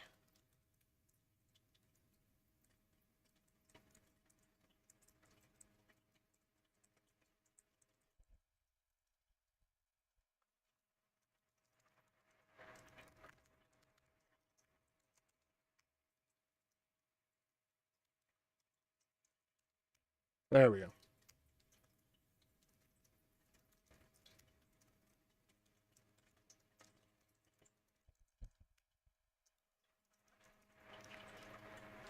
Okay. I'll leave. It's 1 a.m. 1 a.m. here. I subscribed to your channel. Thanks. Your channel will definitely help me in the future when I reach to advanced stuff in DevOps and cloud. See you later. You know, and there's a little bit that you get from osmosis as well. So even if you just listen to words kind of half mindlessly, you know, you start to hear the words and see what other words they fit with. Your brain does all the AI statistics automatically as a real AI. Ah. All right, so that's good.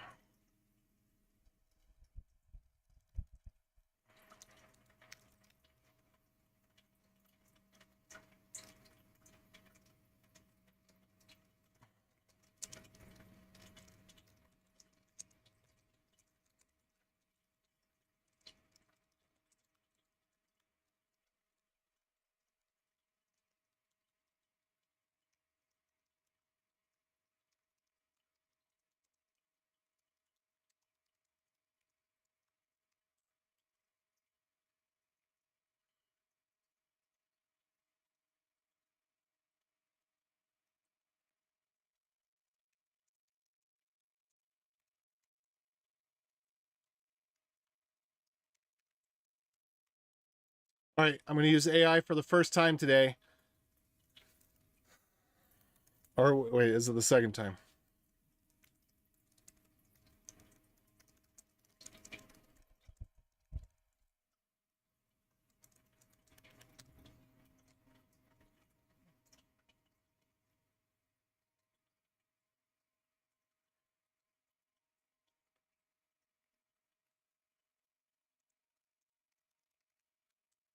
There you go.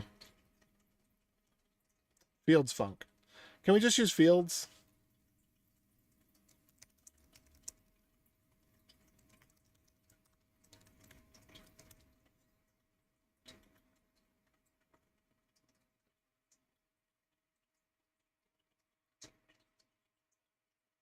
Yeah, okay, we need fields funk. Yep. Okay, there we go.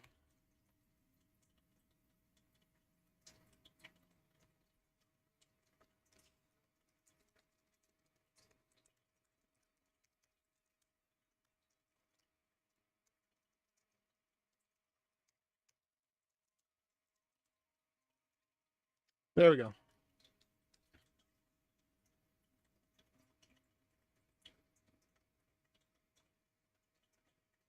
See, it did a little bit for me. I liked that.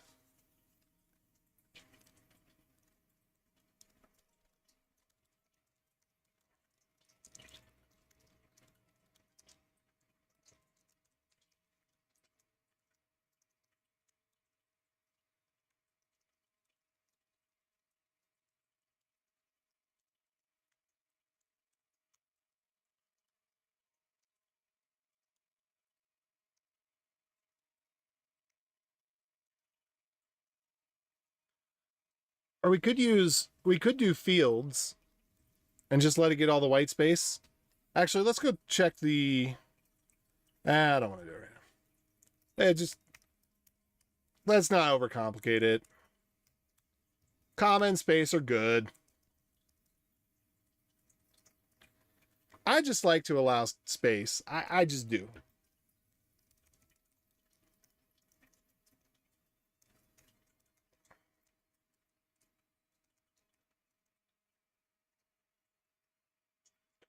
I find it easier to read. And to that effect, let's put it first.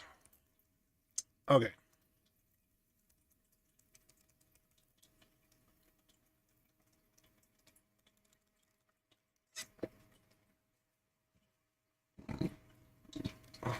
Okay. Okay. Okay. So then when we go here, we need to do this.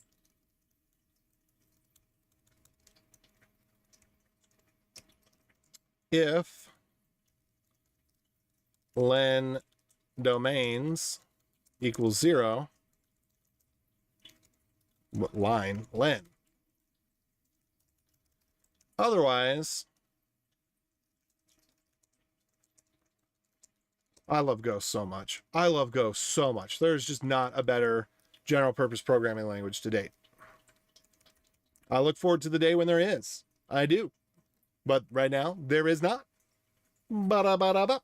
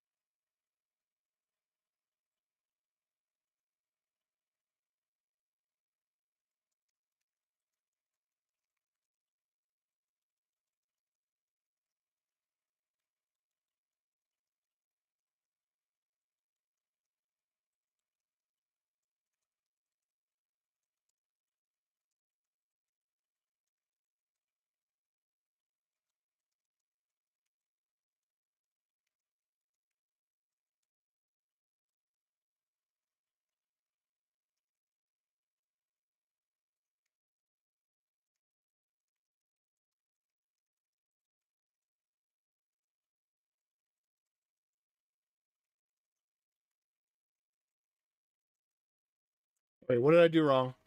What did I goofo? I didn't put range. That's what I goofoed.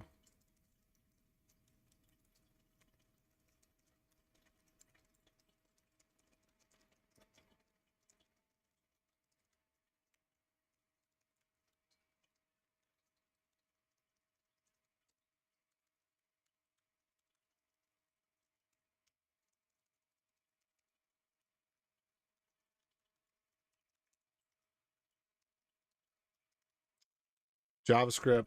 JavaScript getting to me.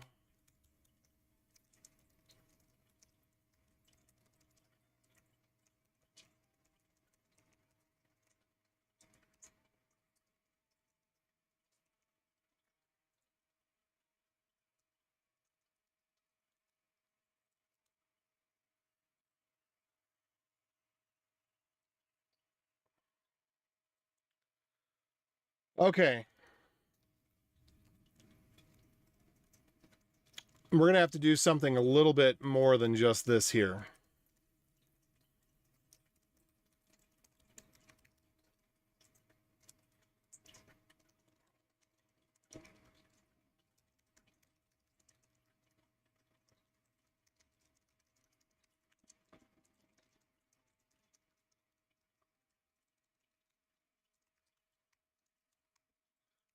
All right, keep by domain.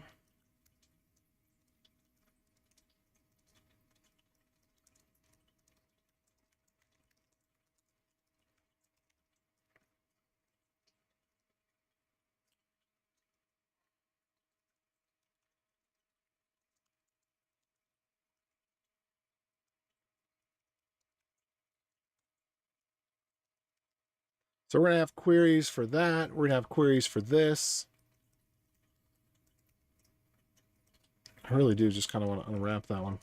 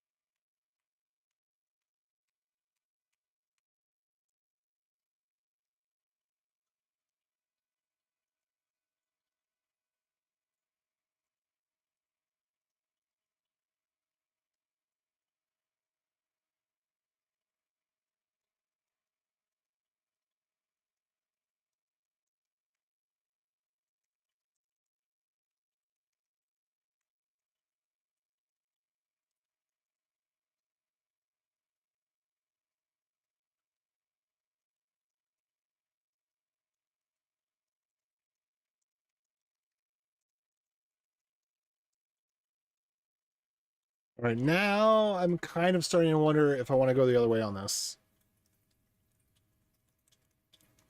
Meaning bring this to the inside. Just because the way the break is working, I think that is what I want to do.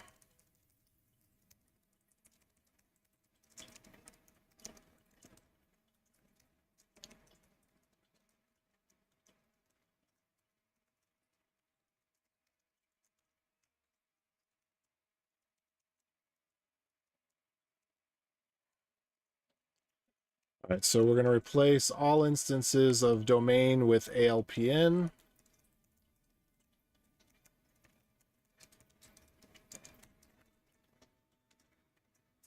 All right, so let's do first capital domain, ALPN. Whoops, not that one. And then here, domain ALPN. All right, let's make sure this still makes sense. This does not. Let's see, why is it complaining about this?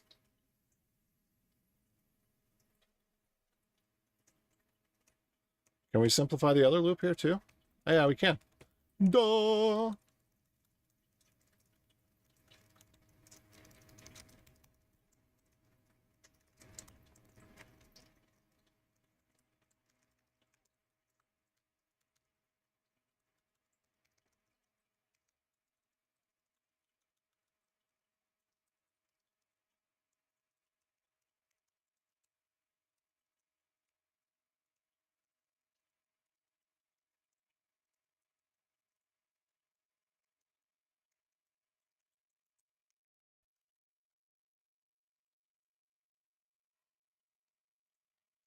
Might need to pre-sort some of these things. Maybe, maybe not.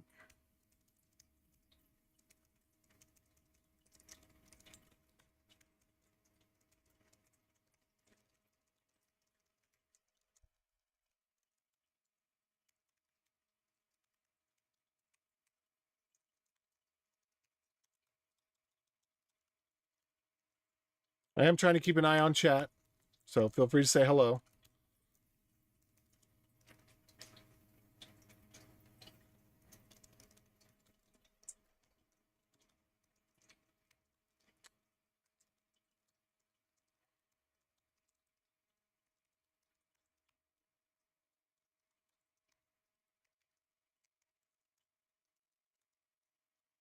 It's not what I meant to do. There we go. That's what I meant to do.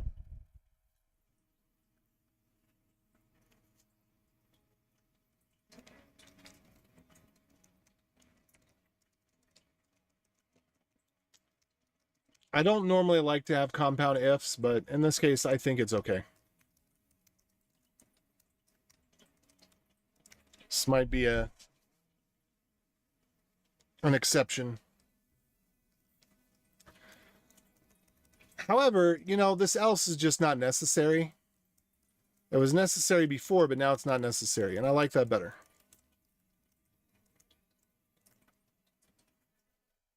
There we go.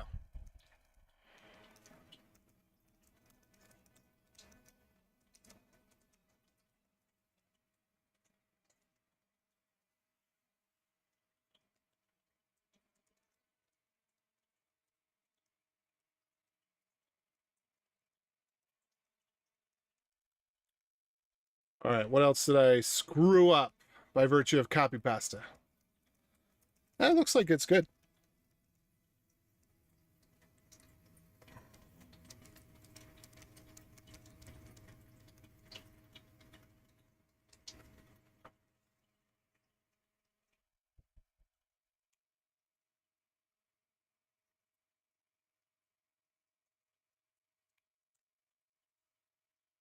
All right, so now let's say, where's my little testy McTest test?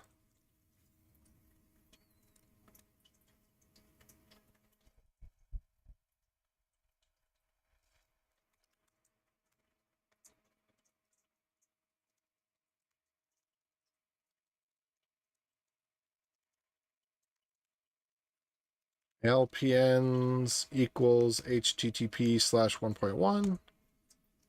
No. Did I not restart this yet? I may not have restarted this yet. Perl-K, API services. Didn't I just restart this? Do we have a timestamp on when I restarted this? Let's take a look here.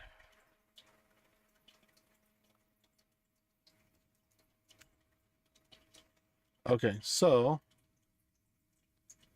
this is connections. Okay, this is config, and then this is services. Now services is null. Okay, so something went a little bit very, very wrong.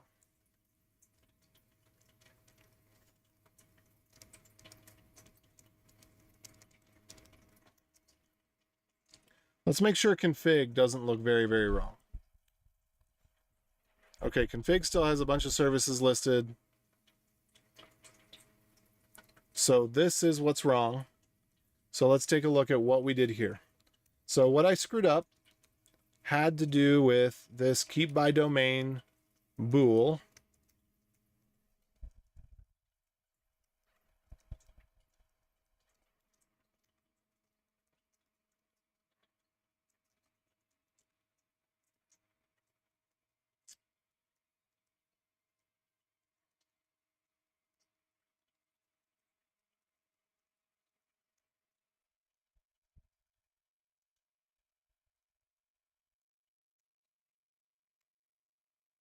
All right, so from looking at this, as it stands, I don't immediately see the problem. We're saying if there's no domains, then keep domain. Oh, we did a continue. That's why. That's the killer. All right, great. So we'll run this again.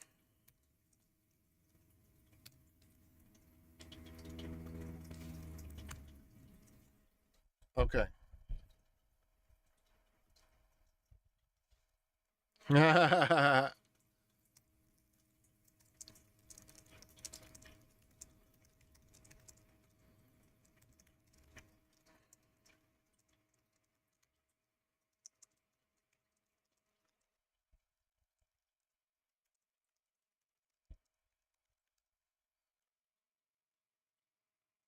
Okay.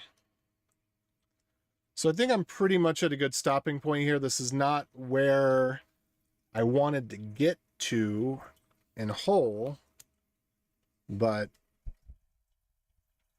all right, so this is 91 lines long. So let's just take a look here. We're going to do domains equals dot duck dns.org. Almost nothing should change. That's kind of surprising because we should see much more than that. Okay, so there's a break. We got too aggressive with the breaking. So this range right here should break. We're breaking out of this loop here. ALPNs, we're breaking out of this. Do we have another break somewhere? Break, break, break, break, break. Break, break, break, break, break, break, break. Nope. Okay. So why are we stopping early when it comes to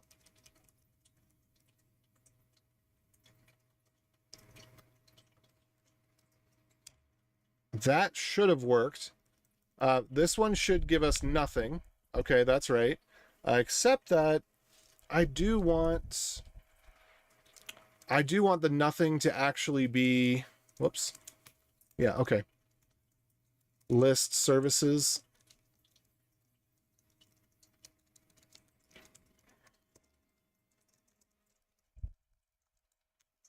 All right. I do want that to actually have a value. I don't want it to be nil.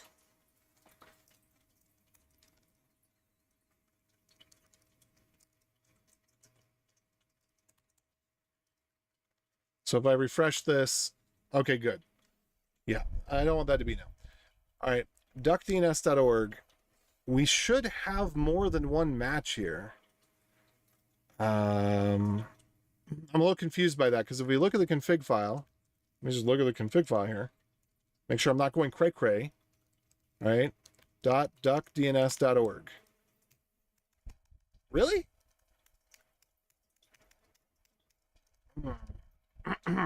Okay, so never mind. That's doing the right thing. And I guess I want to manually add in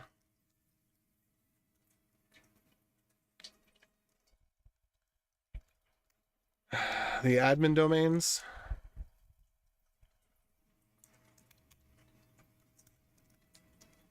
Okay, so here's something I might want to do. Okay, what is this? Is this is a service, right? I think I made that a service.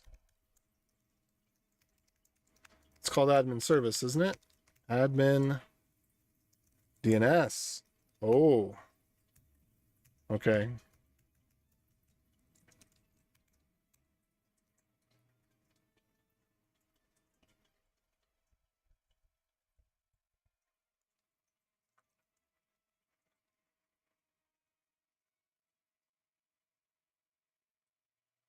Okay. So I'm not so sure about that yet. But the admin one, although it's part of the config, it's not a mainline service. So we'll give that one some leeway. But if we do ALPNs equals HTTP, that should come back with nothing. But if we do /1.1, that should come back with some things. And if we were to do that with comma H2, then that should come back with more things. Maybe, well, probably not. But if we limited it to just H2, then we should come back with some things. And if we limit that to and domains equals .example.com, there we go. Boom. Okay. So we got the listing done, which is good. But now we need to do the other part. However, I need to make a quick phone call to figure out if I need to switch gears. So give me just a moment.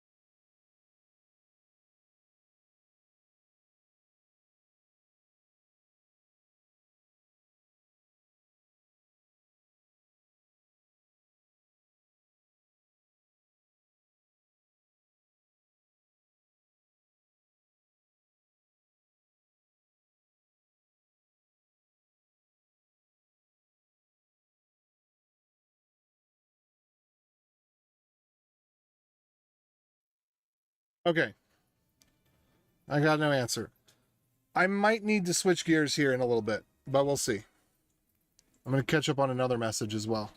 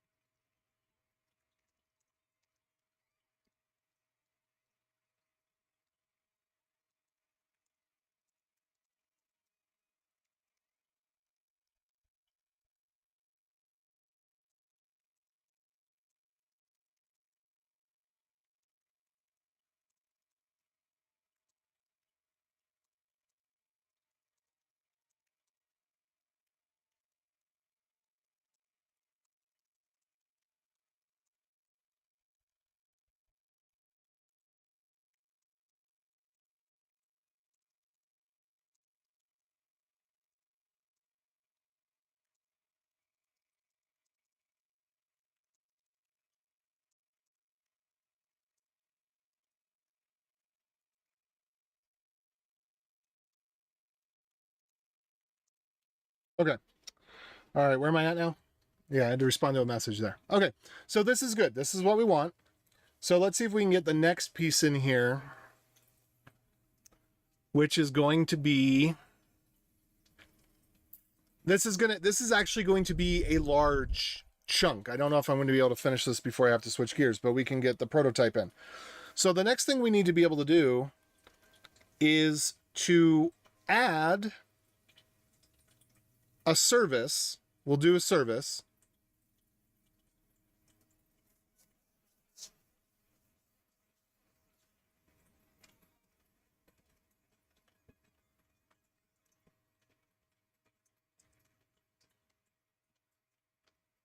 Mm-hmm.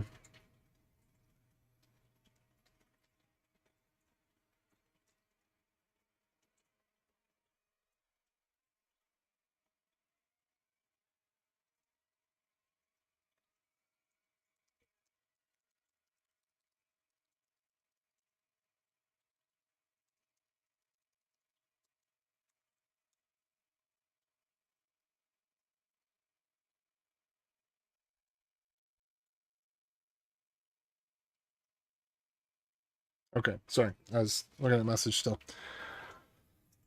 Well, yes.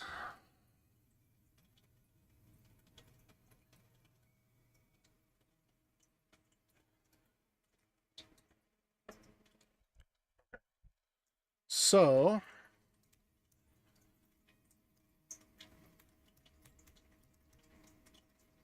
okay, so the thing we need to do now is we need to be able to add a service. This is going to be a little bit weird because we're going to add an empty service. So we might need to add more than one thing at a time.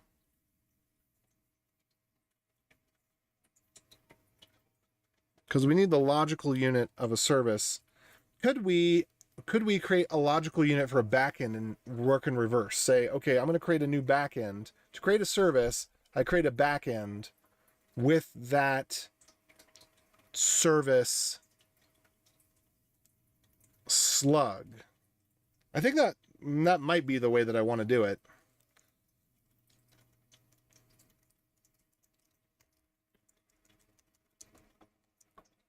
Or, yeah, I kind of do want to be able to set a service that doesn't have any backends. That's actually okay. So it would be a warning if it's in the config file itself, but it should just be a warning.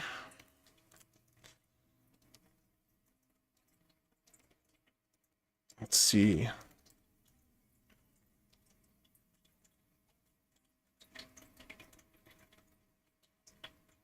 Hmm.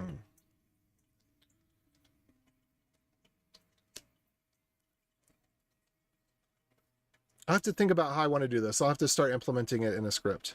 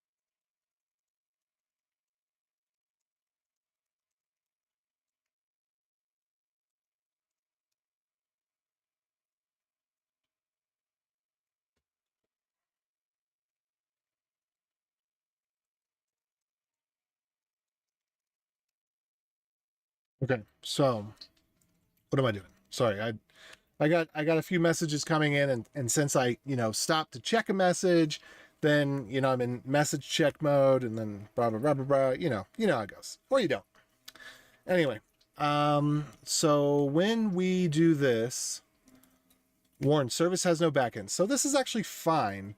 So lint on this should fail.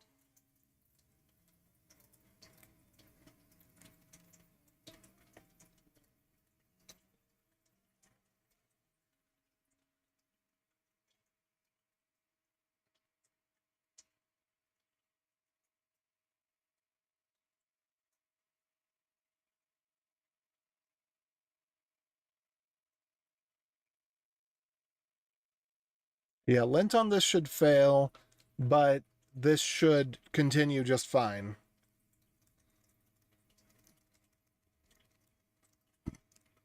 I kind of think that this should be a fail. Can a service have no domains? Could you allocate backends but not yet allocate the domain? I don't think so. We don't have a way for this to show up. Yeah, okay, we're just going to leave it as a warning for now. We'll figure out the particulars later. All right, but with the set service, what we're going to need to do is take a copy of the config.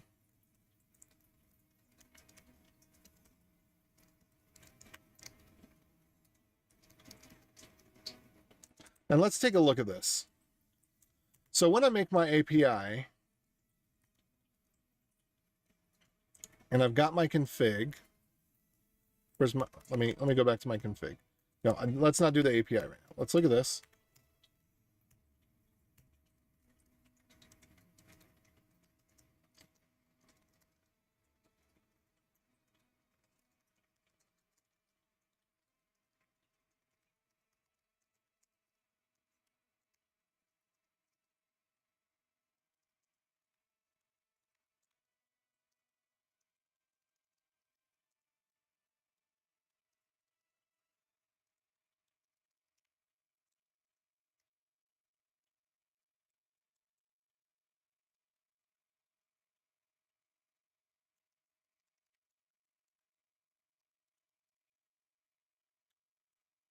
All right, so the serve mux is its own thing. We're going to have to figure out how to deal with that. Tab vault is its own thing. Admin config is its own thing. Apps are their own thing. But then in config app, that's their own thing. So these are all pointers anyway. But we need to treat them as if they're not pointers, because I don't think that ultimately, I don't think they should be. I don't want that many layers of indirection for this stuff anyway. Well, I guess it won't matter because it's the config. So what's going to happen is we're going to queue up config changes and we're going to have an option to deploy.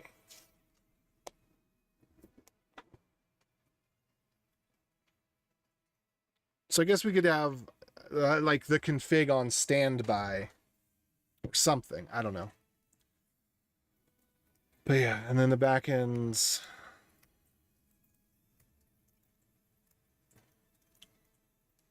Okay. All right, so we'll just go with this for now. This is going to get changed. It's going to get updated. It's going to reflect something better.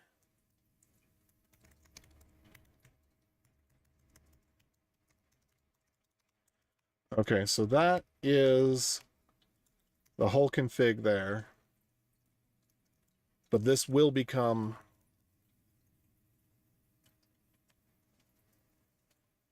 see. I almost want to say that we're not going to need this because we're going to create that listen config. When we create the listen config, that's when it should go from, well, around that time, it should go from the config file representation to the in-memory representation, and they should be distinct. So every time we deploy a new listener, we should be able to update the config without deploying a new listener. Anytime we deploy a new listener, we should have that config. Do we want to be able to update the config without deploying a new listener? That is the question. And I think that the answer is maybe not.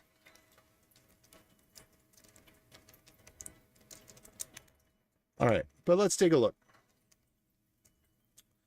All right, so we got the git config.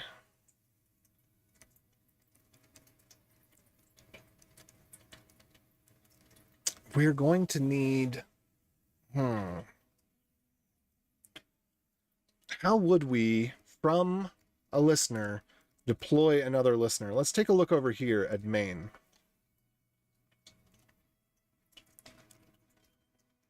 We have the ability to do a server reload.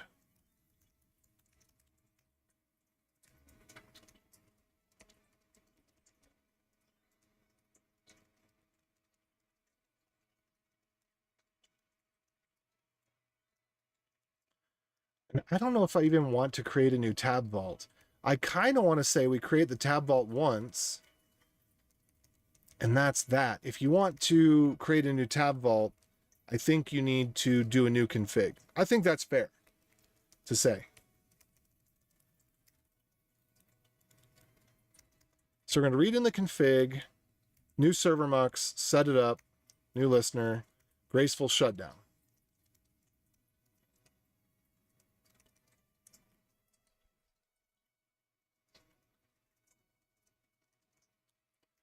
Update the server reference. And again, that should be atomic because we provide a logical but not a code guarantee on this. Do you believe in work-life balance? No, I do not. That was easy.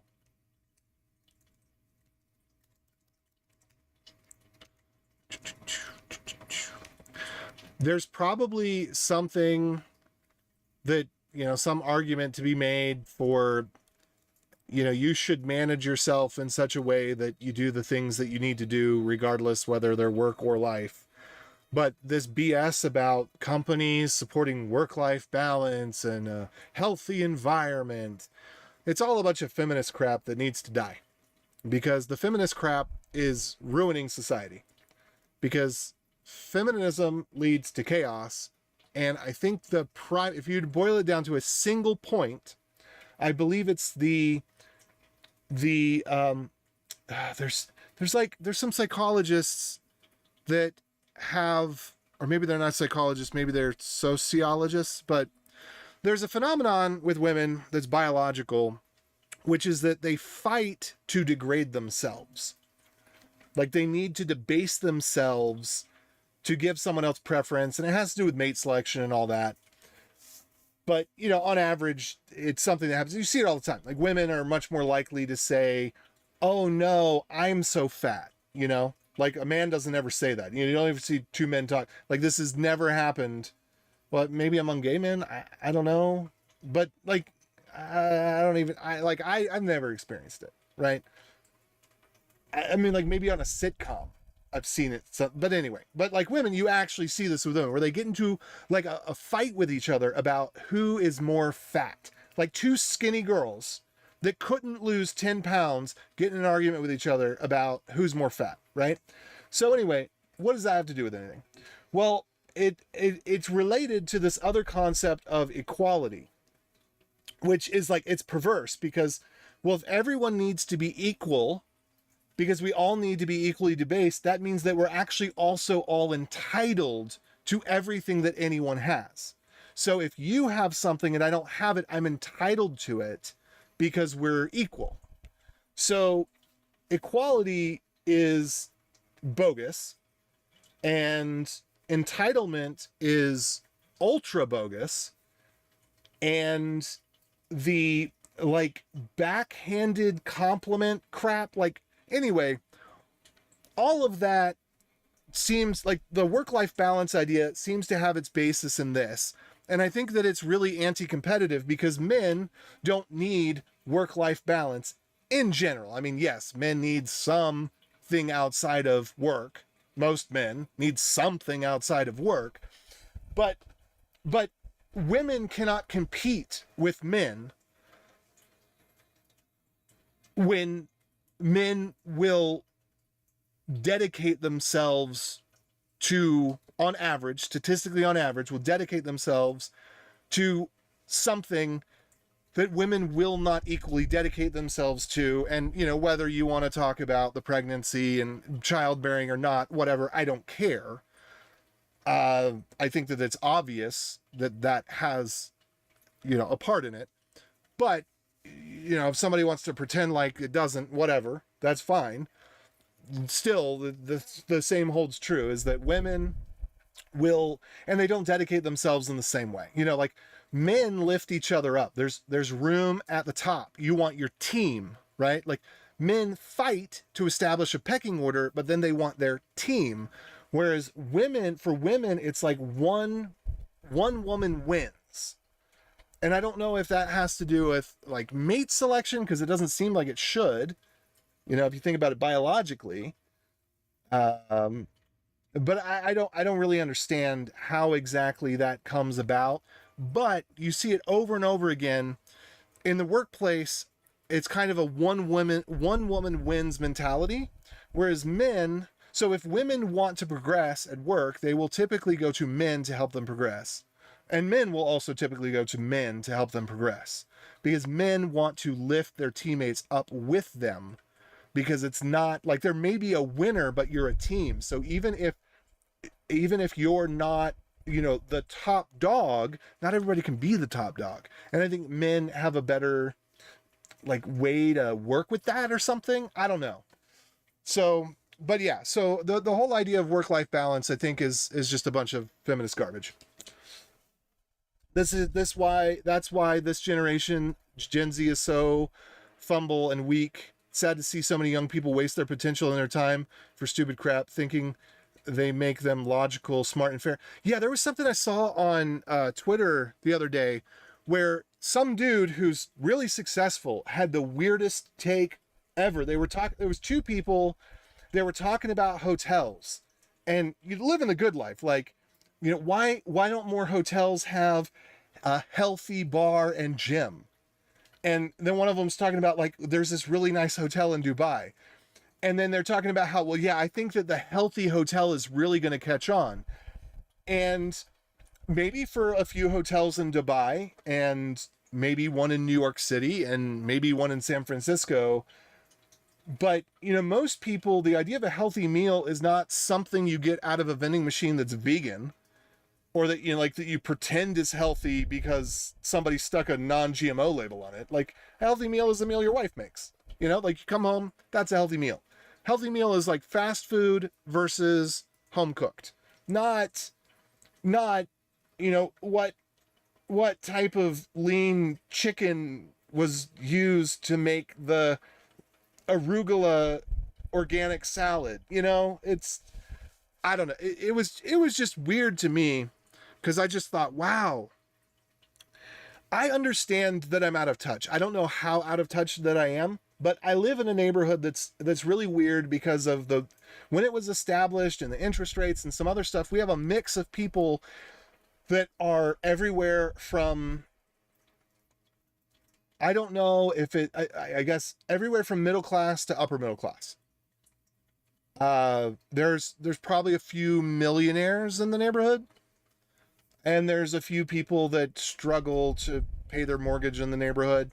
But we have everything from landscapers to real estate development in the neighborhood. And so some people bought in and their house was in the realm of like 200 something, and then some people bought in and their house was in the realm of 600 something. It's the same house. So like the prices doubled-ish. Maybe more, it was like 300 something to 600. 500 something, 600 something. But anyway, so the prices in the neighborhood about doubled. And so I get to have neighbors that are normal people as well, like people that do landscaping and other normal things. It's not just all programmers. There are programmers and salesmen for for tech companies that live in the neighborhood, but it's a nice mixed neighborhood in terms of socioeconomic status. Or, you know, it's not like, you know, people that can't afford a car payment in the neighborhood. It is a definitely, it's a middle class neighborhood. I'm surprised that a trucker could live here, or that somebody who does landscaping could live here. Well, I mean, some people make a lot of money on landscaping, actually, because it's hard work and fewer people want to do it now. But anyway, so I guess I shouldn't say that. But anyway, my point is just that, like, I don't really understand what a normal person's life is like. And I have a vague sense of that.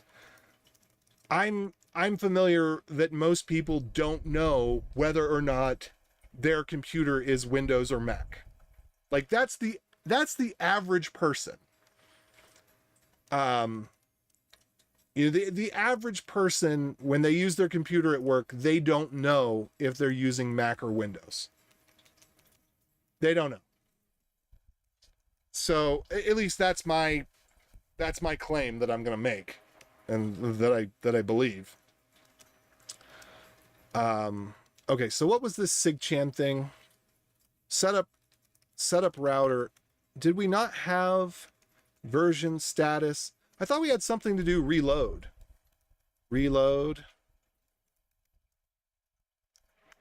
I could have sworn I had something. Maybe it was in the other file. I have not set up this routing real nicely yet. So let's see. Anyway, yeah, I think tech people, they think that they are gods. They are so insane. You listen to these people, like, okay, Liquid Glass, prime example. These people are way out of touch with reality. They think that using up your extra battery life to put iridescent glimmer on the edge of a pull-down menu is revolutionary. They're like that. That's not where people are at, you know. I think most people, at least most people that would be low enough on the totem pole to come to my little channel here, I think most people get that. But I think there are so many people in tech that think that they are saviors on Mount Zion, that they have some sort of special knowledge, and they don't understand that they are just so out of the loop on how people live.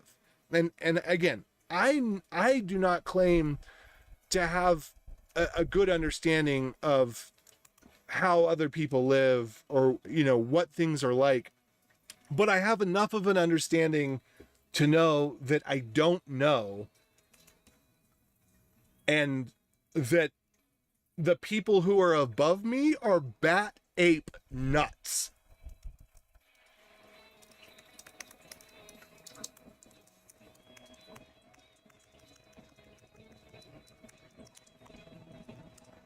Okay, so apparently I did not put the config reloader in here.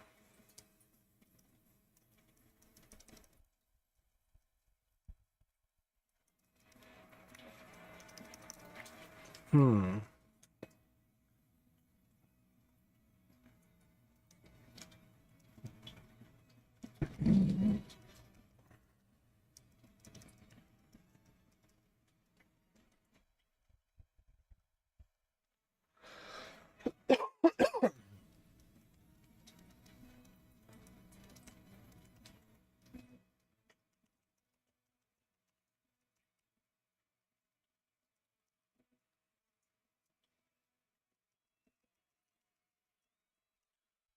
Okay.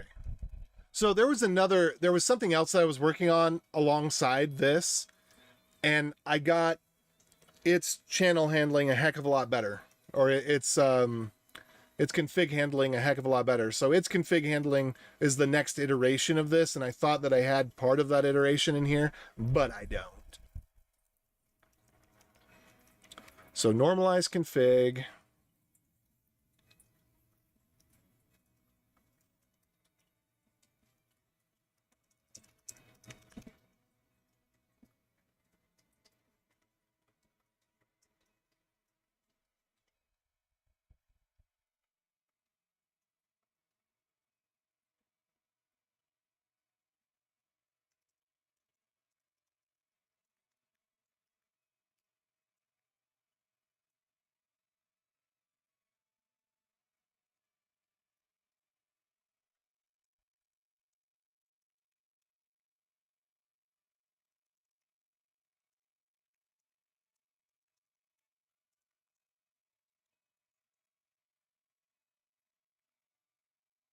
All right.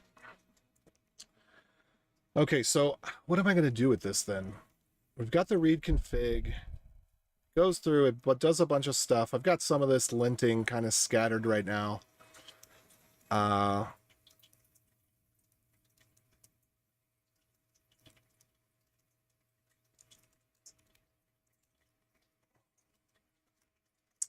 yeah, I think I just need to have multiple configs. I basically need to have, say, a config on deck, and then just swap them at a moment. So I should have, I don't know quite how to do this. Well, I kind of know how to do this.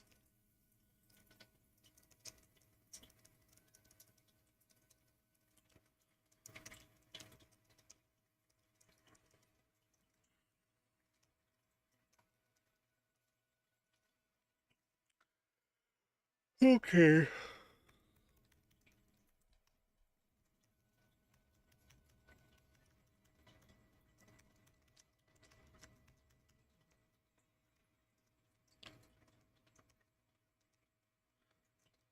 Yeah, I kind of want to get rid of all of those pointers. I don't know if any of them are necessary. I think that there was a reason that I had them as pointers, but I think I should undo that.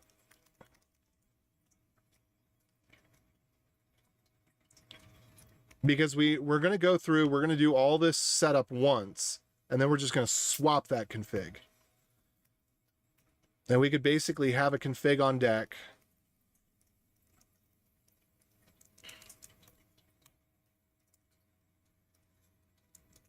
Okay, so let me reevaluate. What am I going to do here? So set service. We're going to get the config. No, no, no, no, no, no, no, no, no, no. Okay, here's what I'm going to do. I'm gonna test this out in this way. We're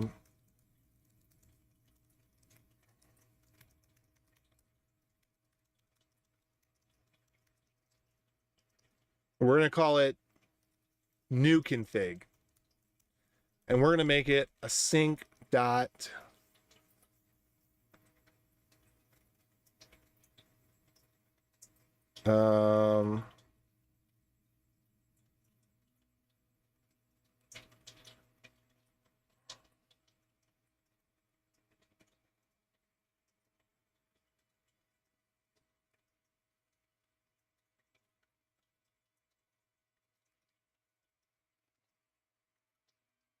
something. Now we're making an atomic dot value.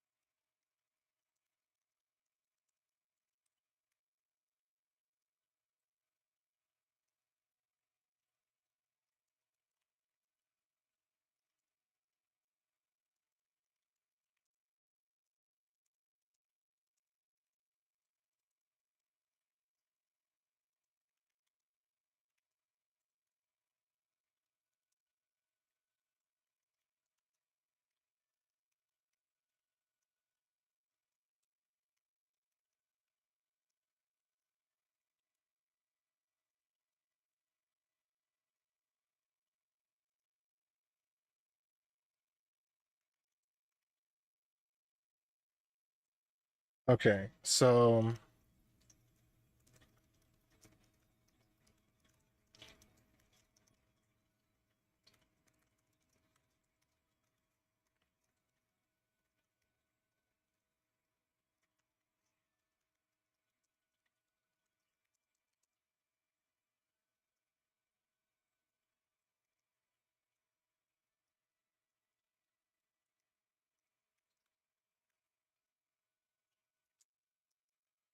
what you cooking, kid?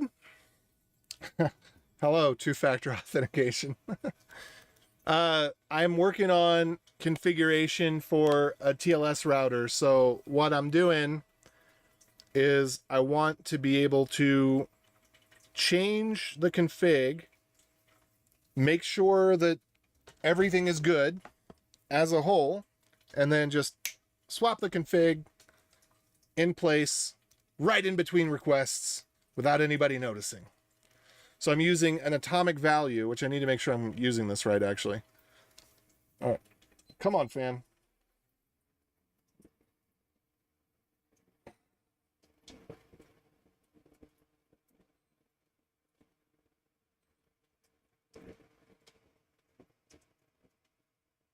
Let me know if you hear the fan noise. Oh, there it goes. There it goes. Ah. You never learn to go, well, remember, it's never too late to start. Okay, so type pointer. Do we want to use type pointer or type value? That is the question.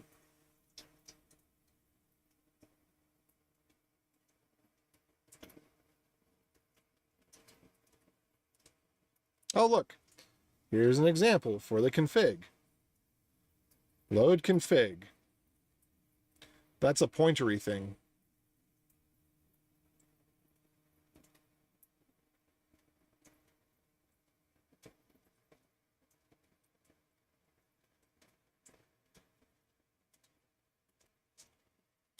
Yes, this is exactly what I wanted.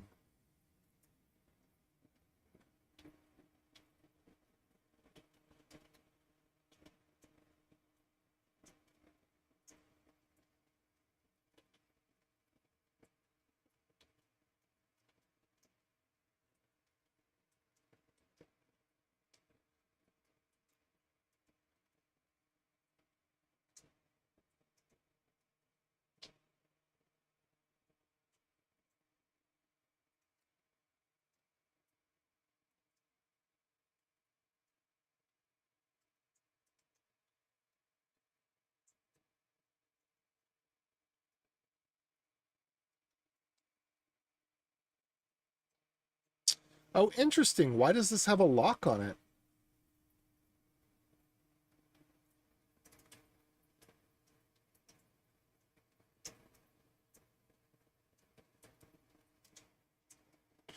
Oh, okay. Got it. Synchronization with other potential writers. Yes.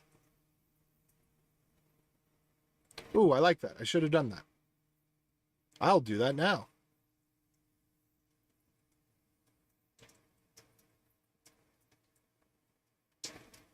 Yeah, because that's infrequently enough. I think the mutex does make sense. Let's go do that.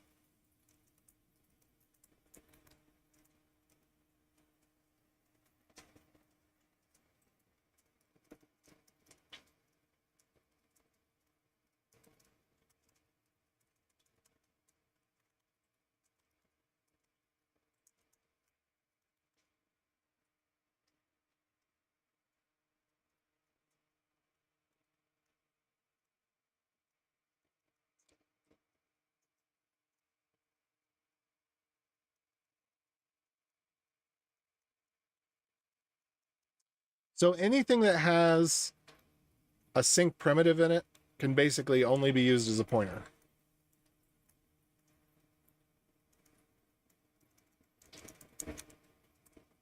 I think the same is true. Yeah, the same is true as no, the same is not true of atomics. Because the atomic doesn't have any state. It's managed at the level of the CPU. Tried to get into it a while ago, but I just used TypeScript. Much better, more practical. Get out! Get out! Get out of my house! Is it going to be an open source thing or is it for profit? Two things can be true, but it is quasi open source at the moment, meaning that while I'm streaming it, people ask, oh, I want to see it. So yeah, you can see it. But my goal for it is actually going to be pay for source. So I want people to be able to do what they want with it, to be able to fix bugs, whatever. Although I would prefer that there just not be any bugs, period. But this is really something that's pretty niche. I don't think that there's a lot of other people that are gonna need to use this right away, because I don't think too many other people are working on cloud services. I definitely don't want Google or Amazon using it for free. So my thought is to have some sort of basically a per server license where your first cluster is the cost of one, but then after that, each additional is the cost of one. So you just get a discount on your first cluster, because I know that it's really annoying. Like, one thing that's really annoying with a lot of the server software that's licensed based on CPU, it's like, okay, well, you have one server, you've got two CPUs inside. Even if you're not using them, even if you don't need them, you've got two CPUs inside.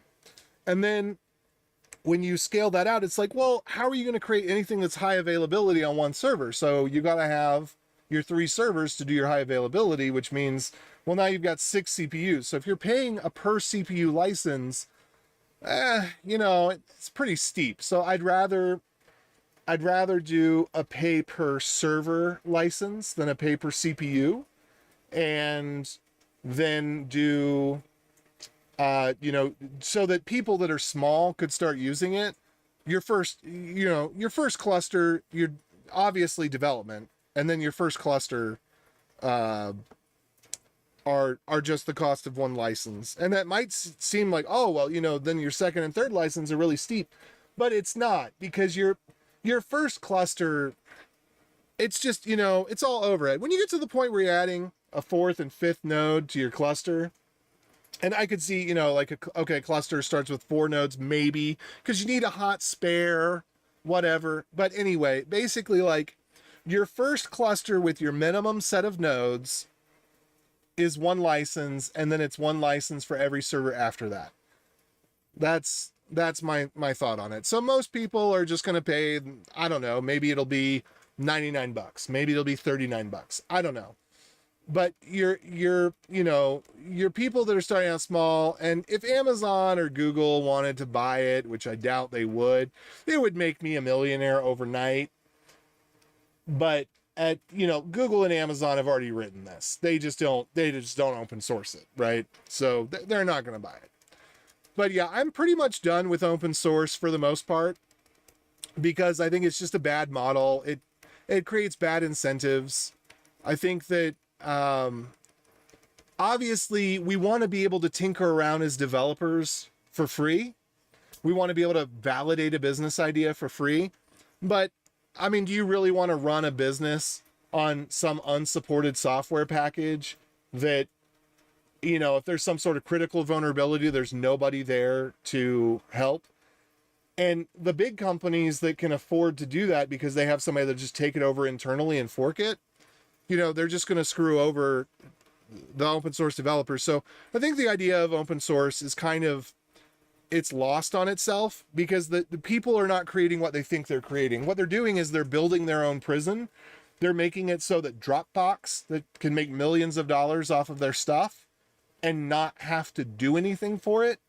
But they're not actually accomplishing their dream, because it's not like, okay, now everybody has their own server with their own storage and everybody's in control of their data and their privacy. No, what they're doing is they're just building their own prison and giving all the keys to the big megacorps in the spirit of open source, not realizing, because a lot of them, they don't have business acumen. And especially when you're, early days, high school, college, etc., you got a lot of idealism and you don't understand the way the world works. And you think, oh, I'm going to do this. And, knowledge should be free and blah, blah, blah. And I was that way, but you get screwed over a few times and then you realize, oh, this is not helping people in the way that I thought it was helping people. And it's not helping me, and it's not accomplishing my goals that I was hoping to accomplish.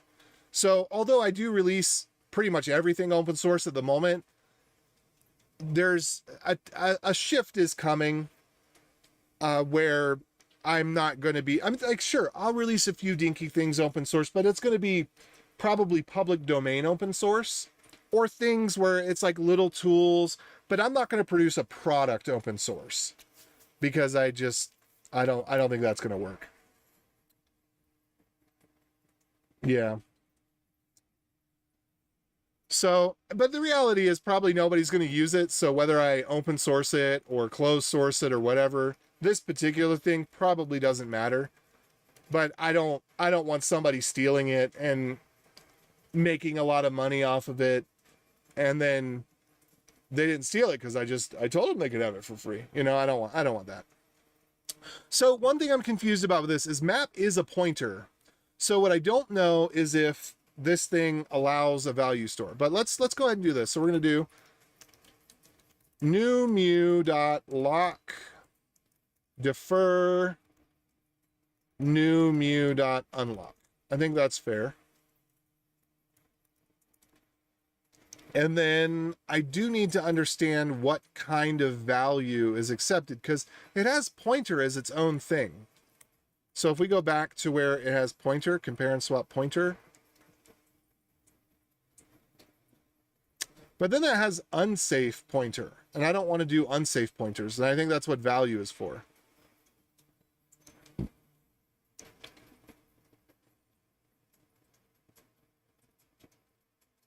Okay, so this type right here is the safe type.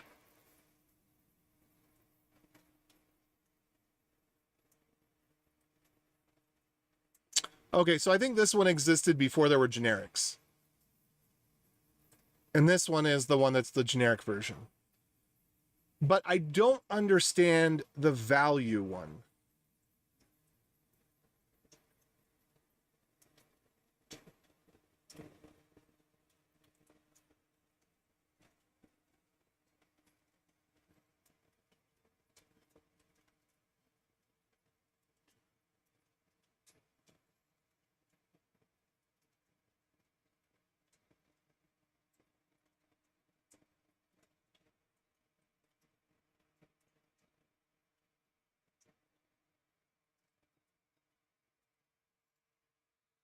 Okay.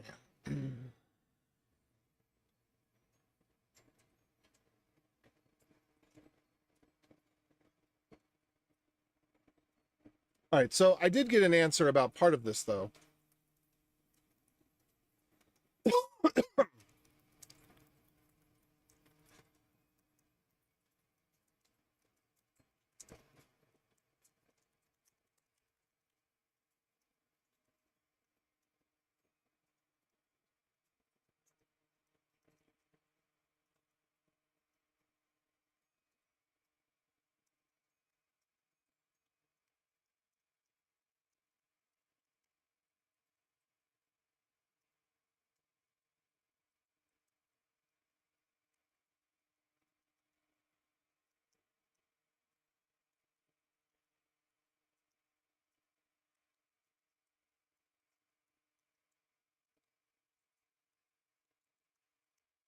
Not sure if this is going to work or not.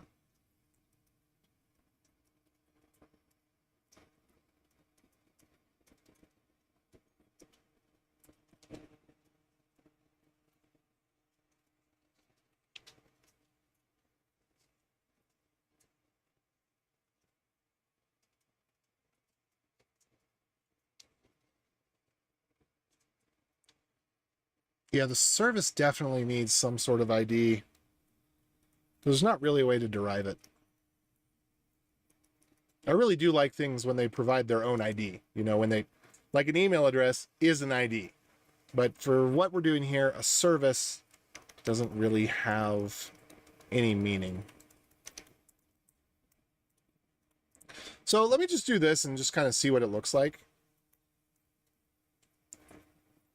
I'm imagining I'm going to want to update a few things so that some slices are not left nil by default.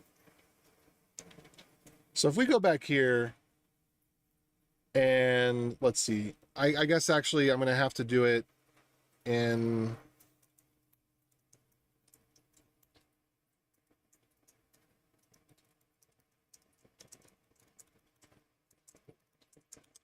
I'm going to do a post, right? Is that what I said?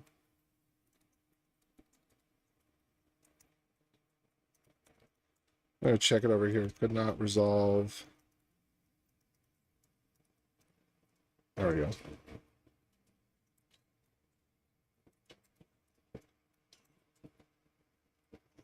All right, so this is what we got. Not. Okay, so we got nil admin, nil apps, which is fine.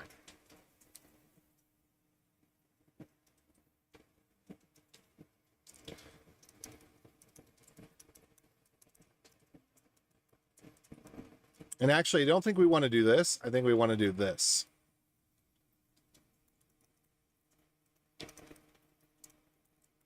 Oops. Or we just want to do it like this? Okay, yeah. So that's what we want to do. So let's rebuild and look again.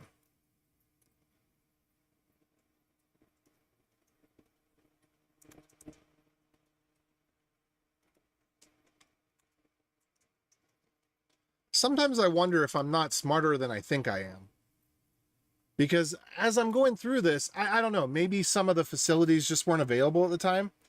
But the way I've seen some other people model this, either I'm dumber than I think I am or I'm smarter than I think I am. Because either I'm really missing out some big picture stuff, or other people are really solving some of this in really complicated ways that they didn't need to. Oh, I probably need to deal with this asterisk here. That doesn't quite make sense. That seems like that's wrong.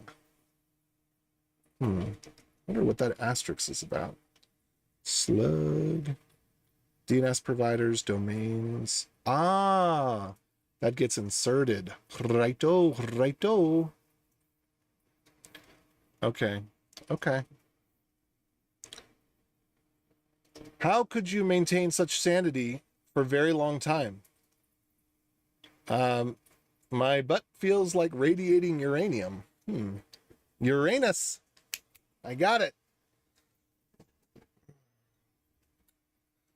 Let's see.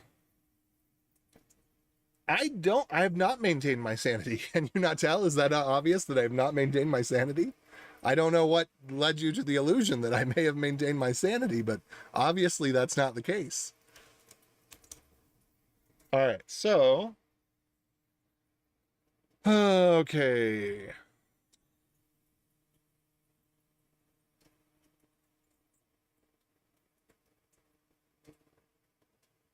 All right, so this is the config as it exists in memory. So there might need to be 3 configs. There might need to be config as read from file, config after normalization, and then new config. Because there's some of the stuff that's implicit, like this domains right here, that I don't actually want to be written out to the config file. I'd prefer to have the implicit work. The same would be true here, excluded domains. So I'm going to go make that real quick. I'm just going to make excluded domains empty null. I thought that was already the case, but I guess not.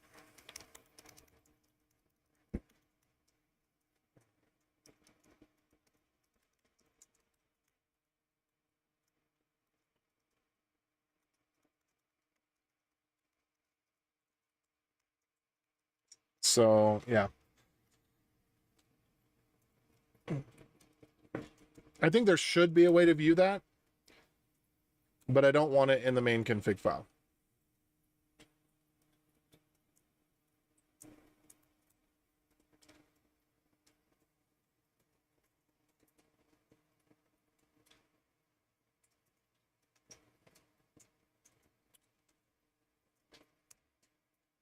Boom. Okay. So let's go ahead and look at this again with the post.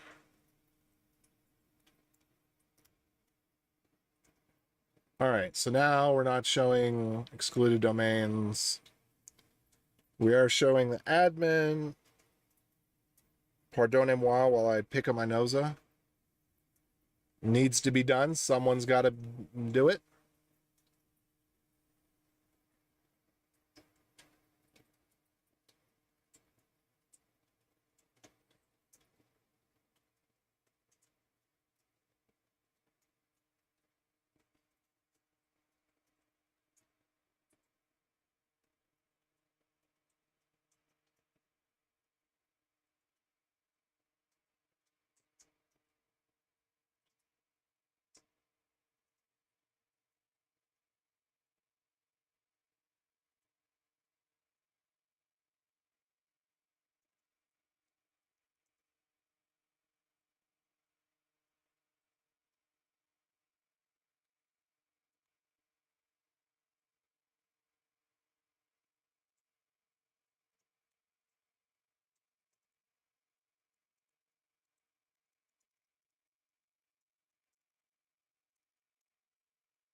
Okay.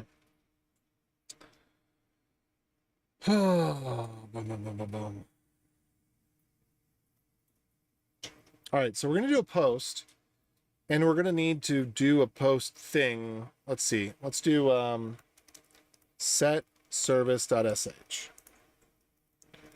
So what do I want to do?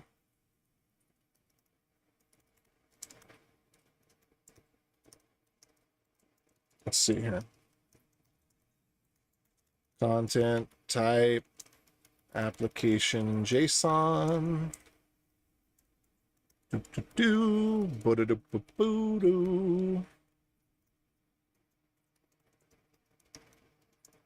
You know what?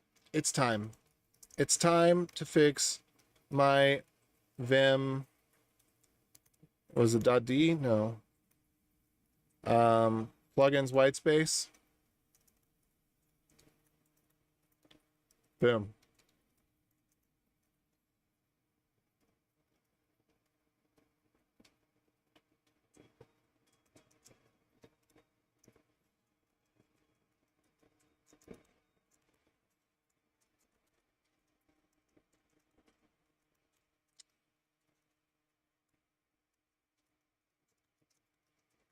That's right, baby.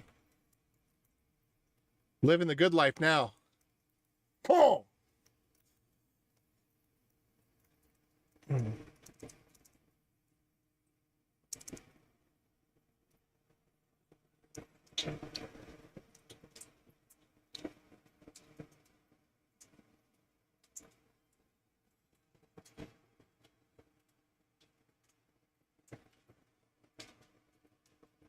All right, so post to create a service or update. This is what I'm thinking. Post is create or update. Patch is update only. Put is replace. Any arguments?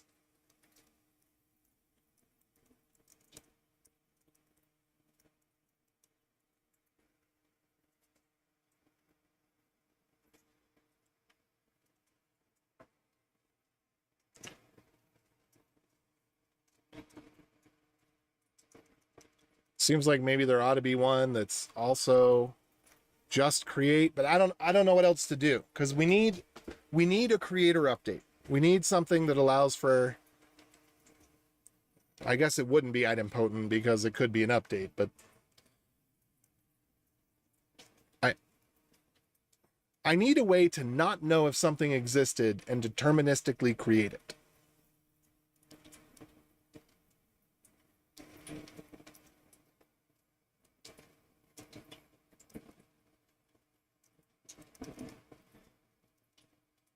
And that's easy to do with backends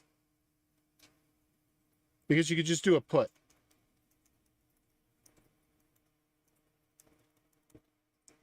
So I guess I could do a put if we did this. If we were to say that put doesn't, let's see. If we were to say that put doesn't replace the backends, like it doesn't delete the backends, I think that would be okay. So put refers only to the services, but it doesn't refer to linked entities. That would be okay.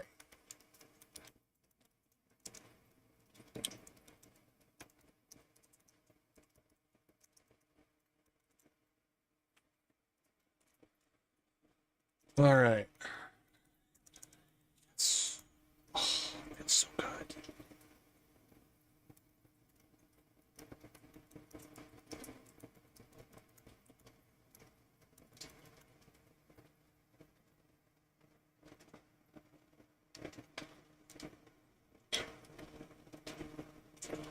Oops. Admin. Let's see, what do we got here?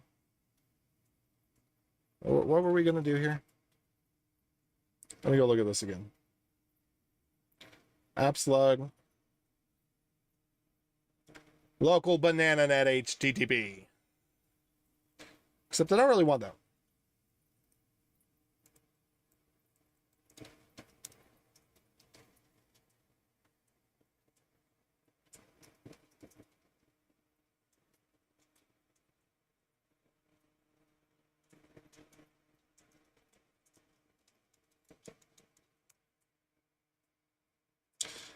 And I will have to have paging on this because this is likely to exceed 10,000. I think that that's true. I think I will have more than 10,000 configurations on here.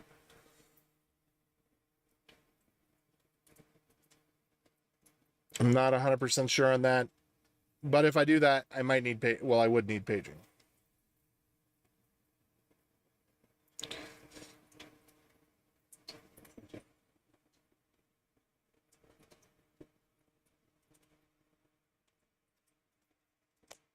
I also want to support TSON for this.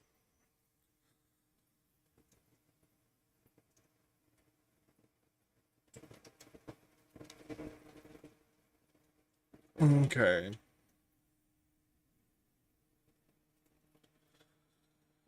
Okay, so we got that one.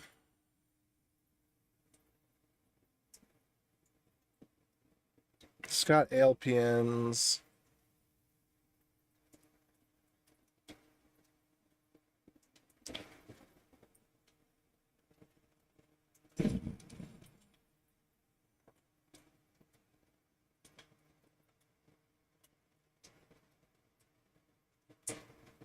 You know what else we could do, though?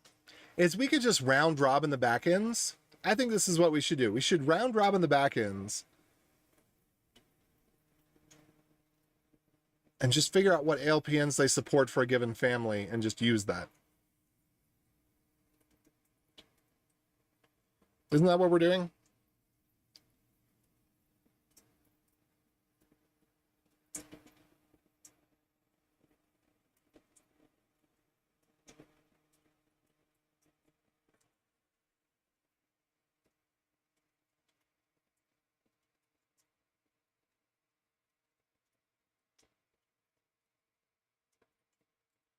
Yeah.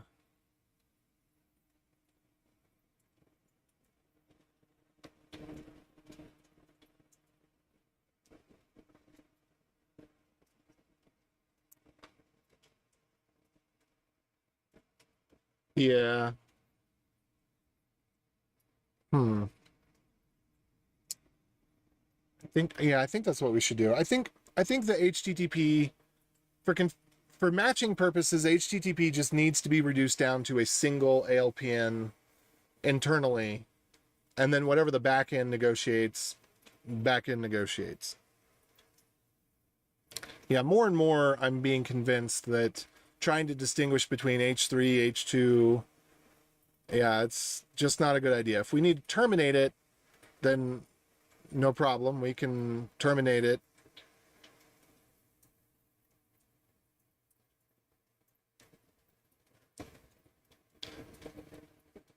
And there's some efficiency that you can gain if on the outside it's H2, even if on the inside it's H1, but I don't think I really want to build that.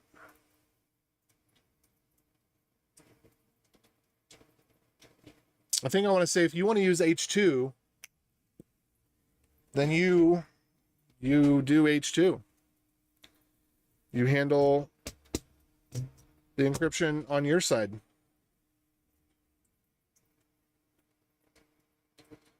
And this could have the capabilities of a web server where it could handle static files. That's kind of, yeah, in the middle here, but I do see that capability being that the back end is a folder. That's a real possibility. The back end is a folder, and that would be for the HTTP family. But for an API where it needs to connect to a backend, yeah. So we could have a backend be a folder. That would be okay.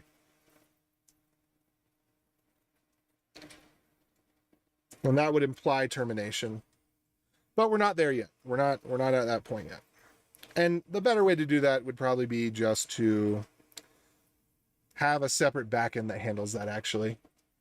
And just have that backend listed in the backends. Okay, anyway, moving on. All right, so we have a slug for, let's say this one or this one. Let's go ahead and use this one because this one's going to work.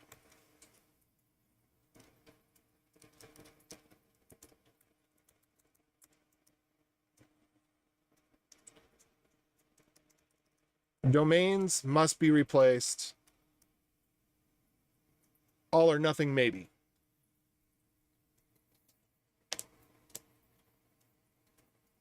I think there could be a /services/slug. So I think we could have this.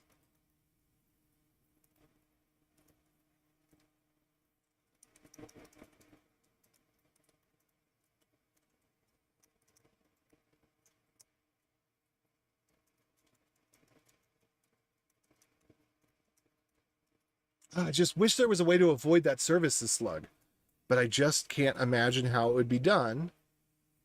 So yeah. All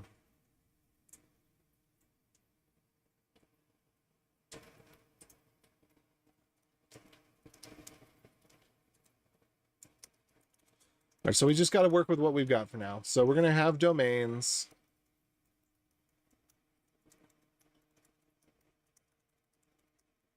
We're going to have this one. And unbeknownst to some, DuckDNS does allow for basically you get the thing and the wildcard of the thing. So that's going to work.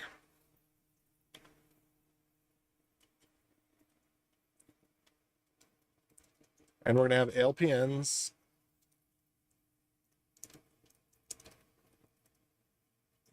And if we didn't do anything, it's assumed to be HTTP 1.1. But if we do something, well, we just won't do anything because it's assumed to be HTTP 1.1, and that's all we have right now. So we just have, I mean, really, it's just this. That's it.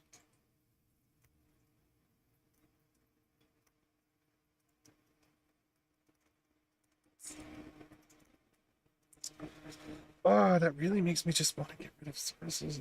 No, it's got to be services because it's got to be.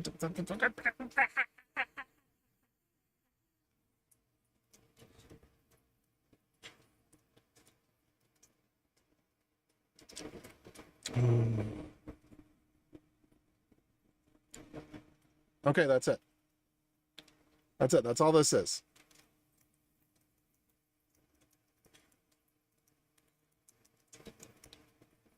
Primary domain.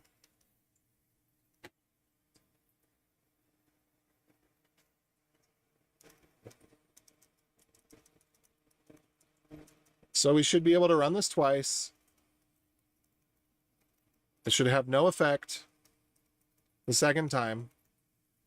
And then we should be able to run something similar twice where we do ALPNs, and I'm going to add in here SSH. And we're going to do another one where it is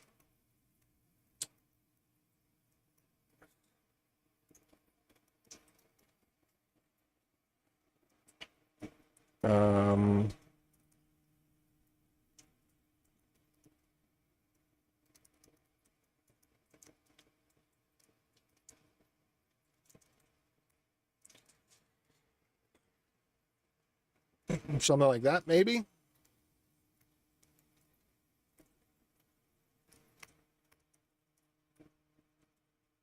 All right, so the question is, what would happen in this case?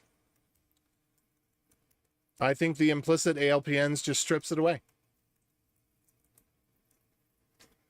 If you don't provide ALPNs, it's the same as stripping it away, which means that you always need to provide it. It is not optional. Okay, settled. Principle of least surprise, winner wins.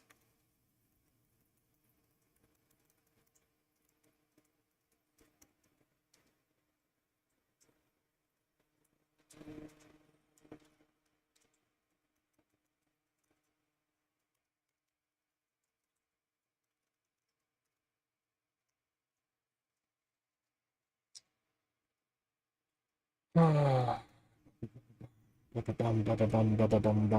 then the other question is, okay, what happens if, so this is valid, this is valid.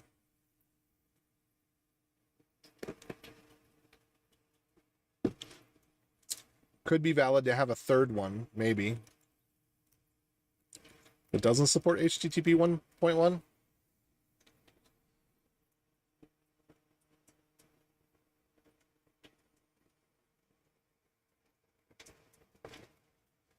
Yeah, I really would like this to be a put, because it's gonna replace these. Okay, but we could have, what was it? Yeah, we could have this one where we add a domain. That's what I really want to get to, is that we add a domain. But let's go ahead and get this to run and get this to do something useful.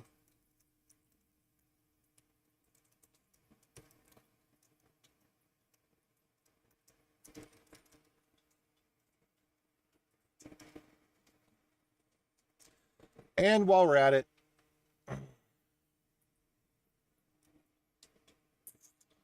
let's see.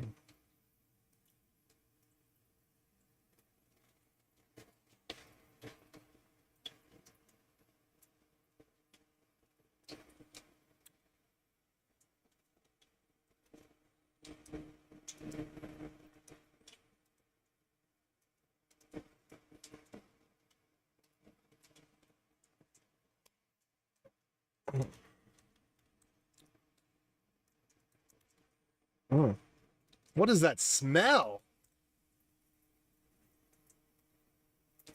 What a wonderful smell you've discovered, Your Highness.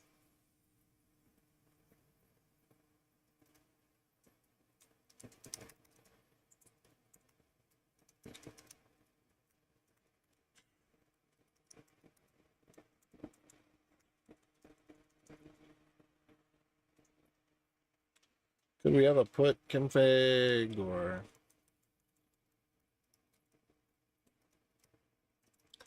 Oh, and we also... Okay, so what we're going to need with the config... Okay, so we're going to need a different endpoint, I think. Because we're either going to need to get config/current or...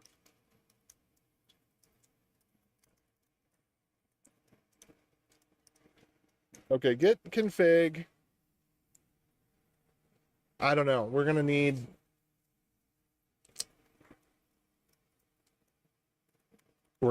some way to distinguish between the new config and the old config.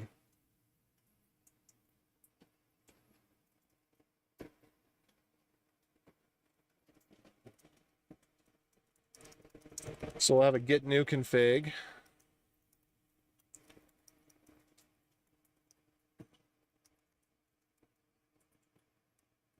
And then we're gonna need a way to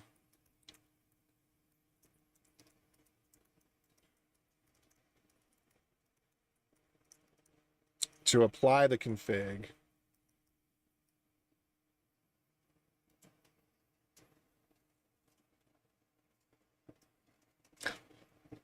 I don't know, should it be put? Just put hash.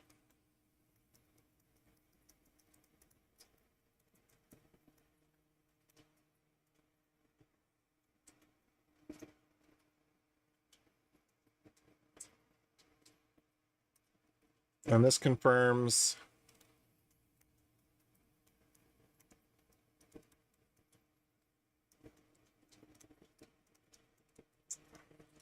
will this work? Will this compile? I don't know if that will compile.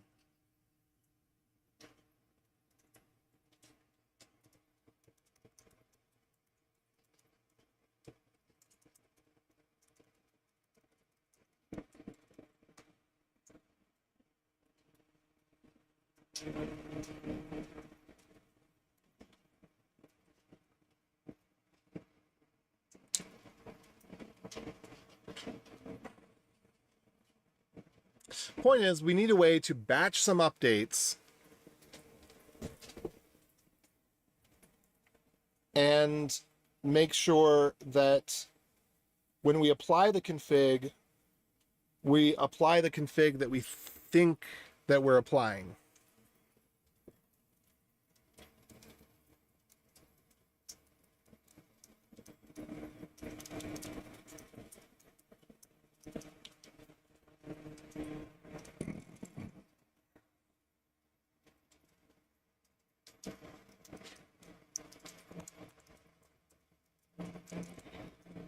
All right, so let's do this. Let's go back.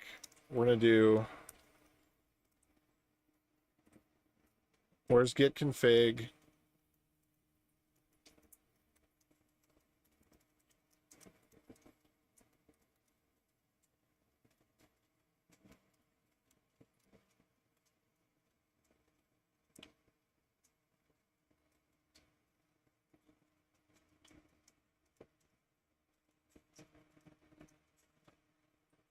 Let's not be copied.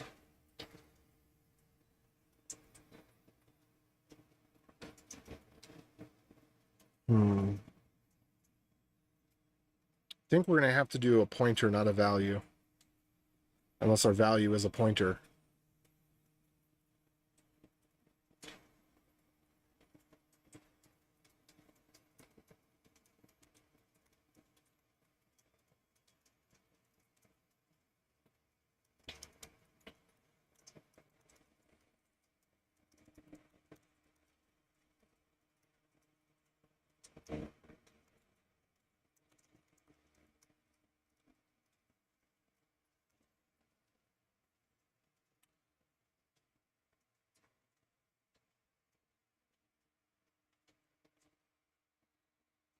Ooh.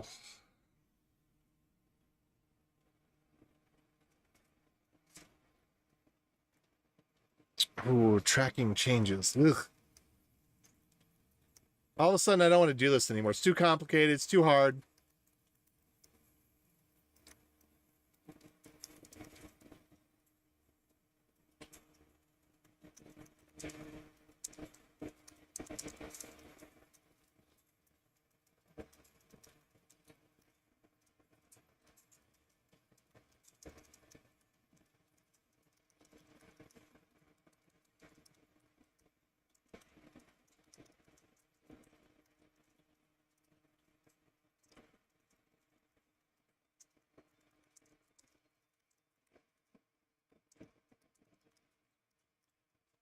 Let's see what other rules they have around that atomic.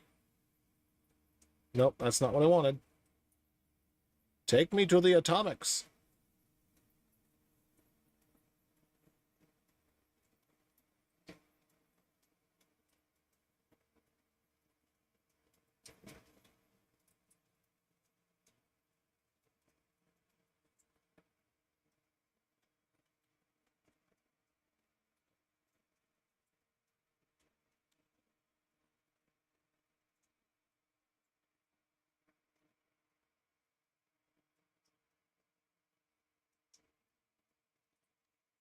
What does that mean? What do they mean by value must not be copied?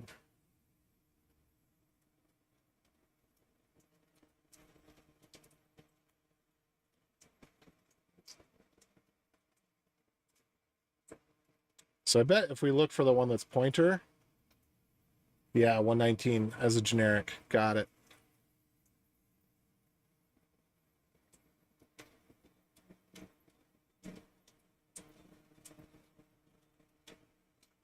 Oh, but I did want to learn more about.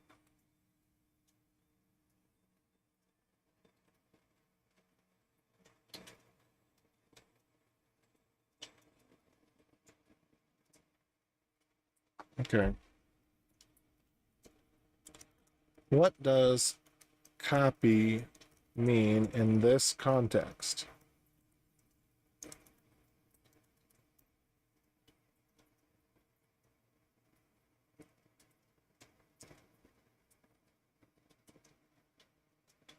Okay, assigning it to another variable, passing it by value into a function, or embedding it into another struct that gets copied.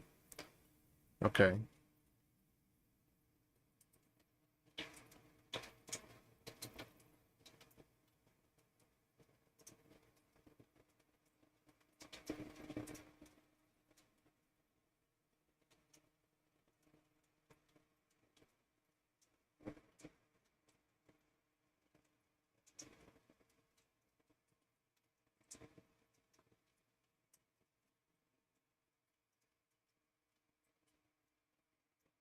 Okay, all right, we could work with that, I suppose.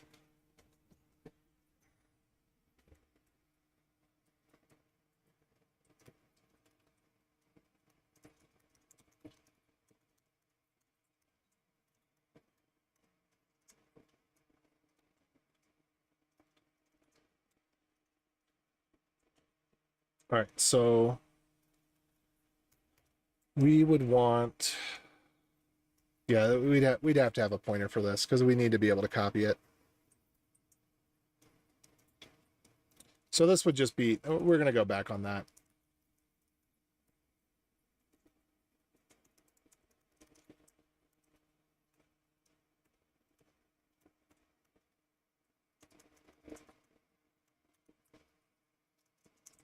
Why am I in the wrong thing?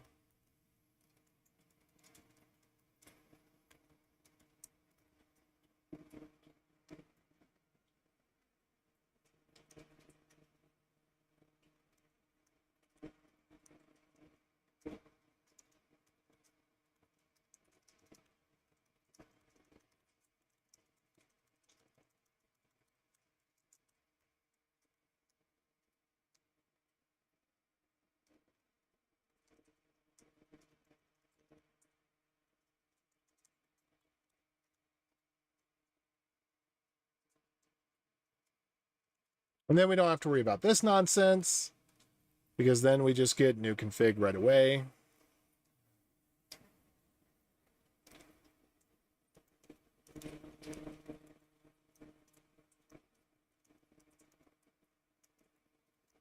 Okay, so let's go fix a couple things here.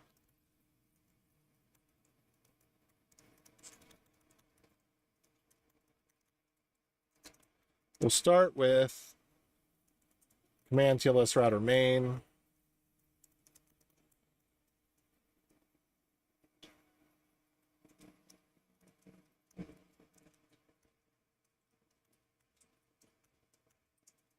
All right, so that conf we don't have to worry about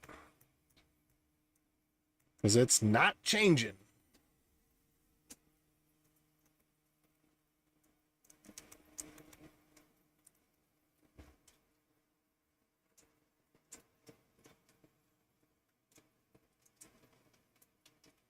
Or wait, we could leave this one as a value, because this won't change.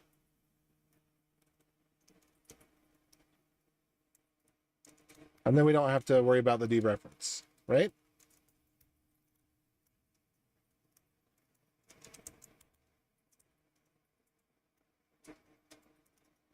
Yeah.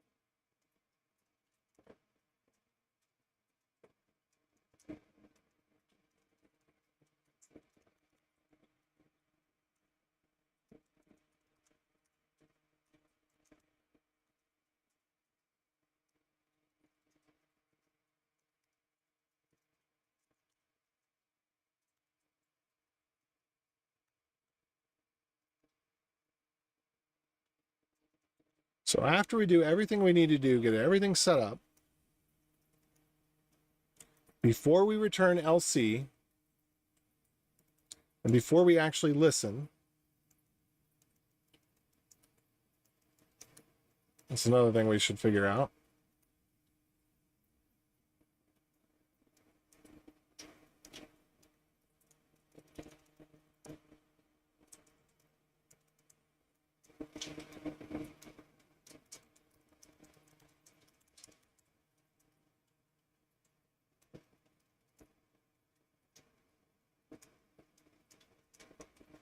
Okay, good. And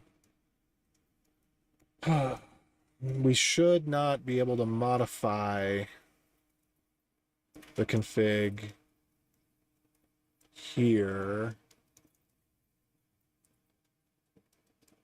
Yeah, I might want to put all of the stuff where we're guaranteeing not to modify it in its own place.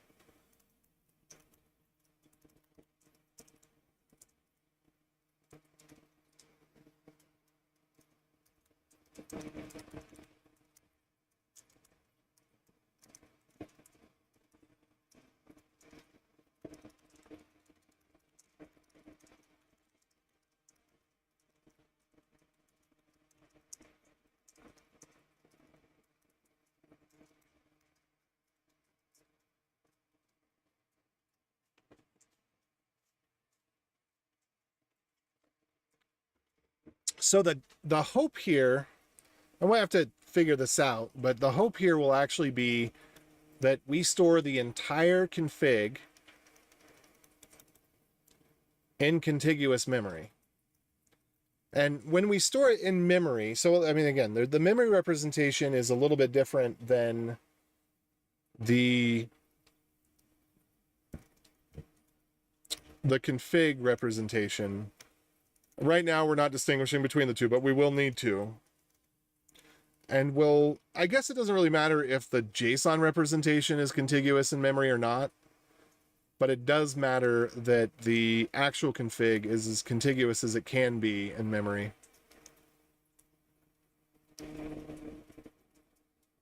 Boom, boom.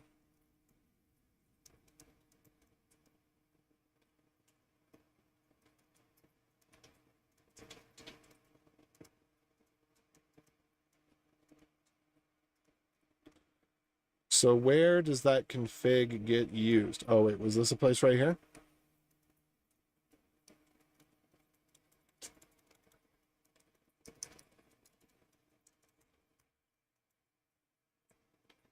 Okay, that actually shouldn't go there, but whatever.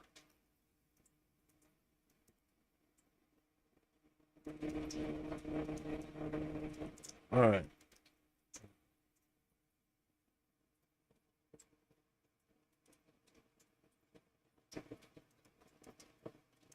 Okay.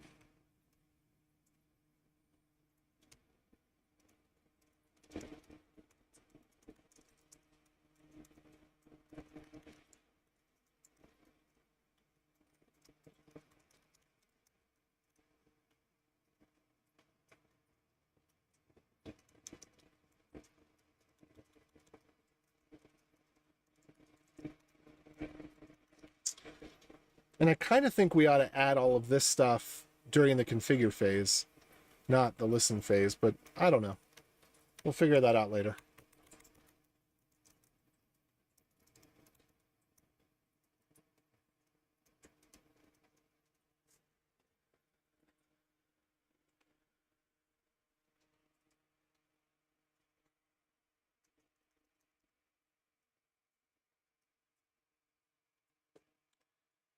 And we may actually want new configs to be a slice of configs that build upon each other.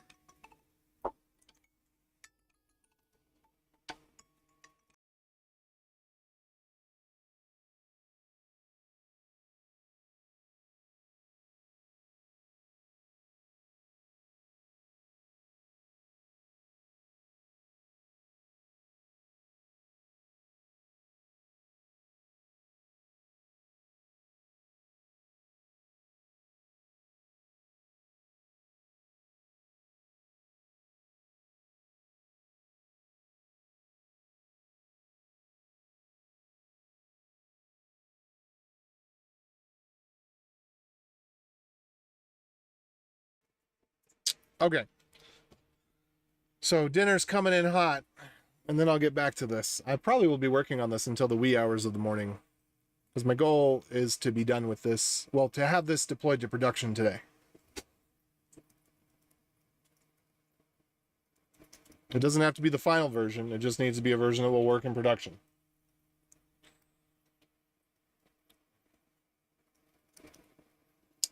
Three a.m. will be a really good time to test it. And then, you know, if it doesn't work out, just roll it back. It'll be all right. Okay, so we've got that.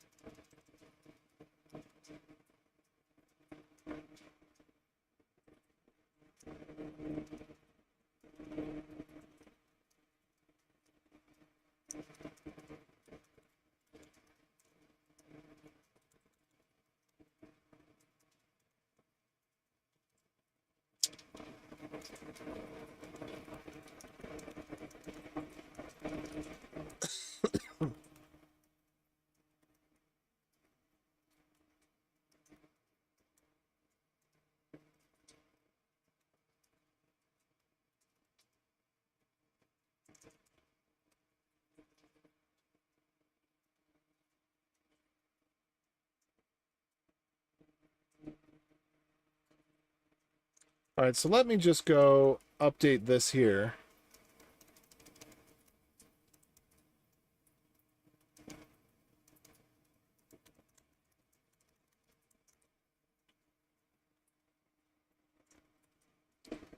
Okay, we can't actually do that. We can do this on a pointer.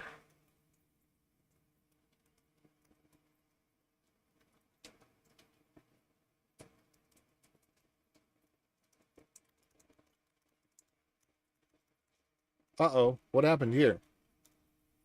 Did I mean to do get new config? And instead I did not.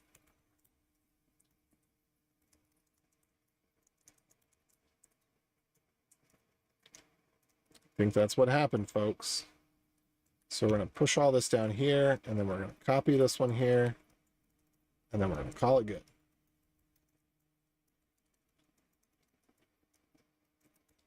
Whoops.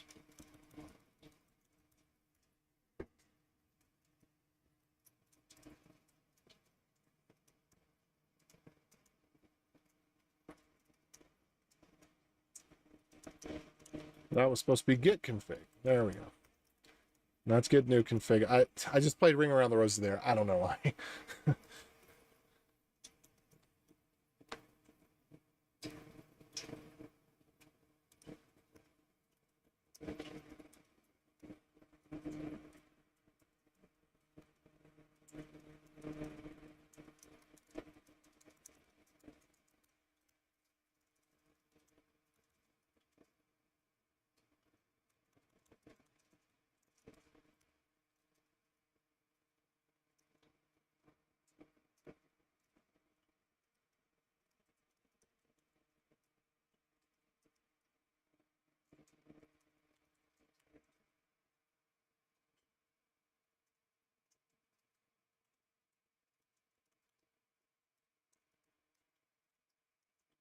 Okay, so what is conf any then? Let me go back and check on what I did here. Oh, because now, okay, right.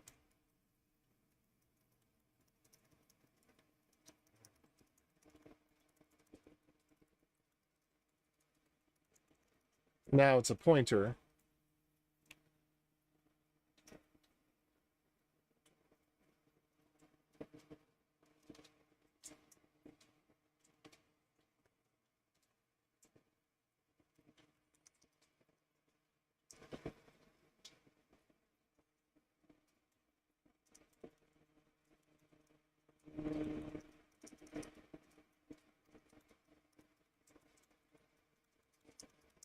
Although this really, the hashing should be done when we create it.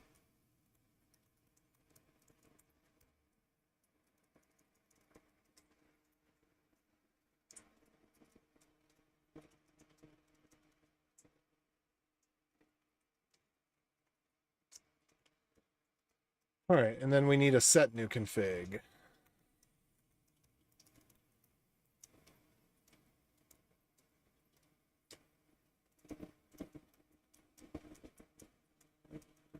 And I already forget what the pattern thing is supposed to be called. Oh.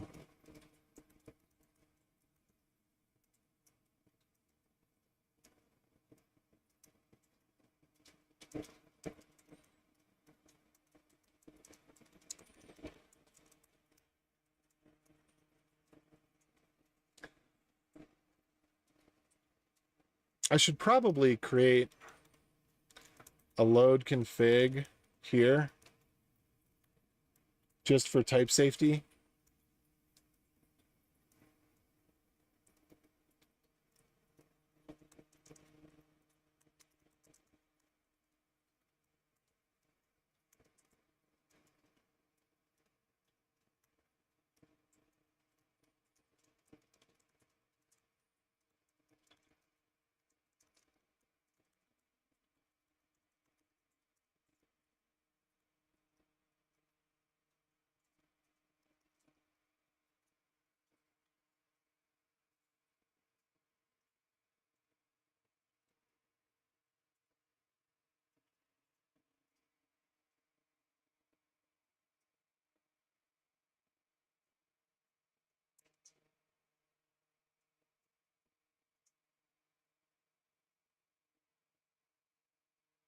Hmm.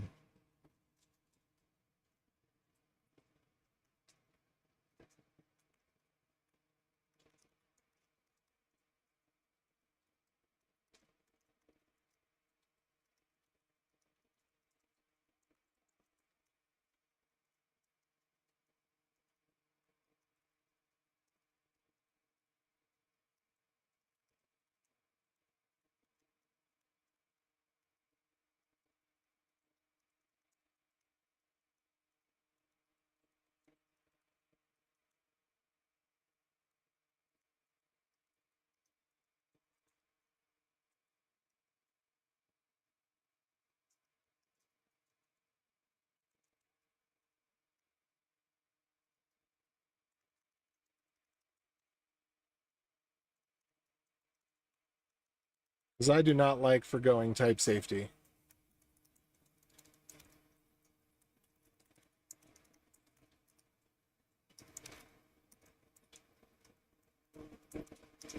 Makes me nervous. This is where things go bad.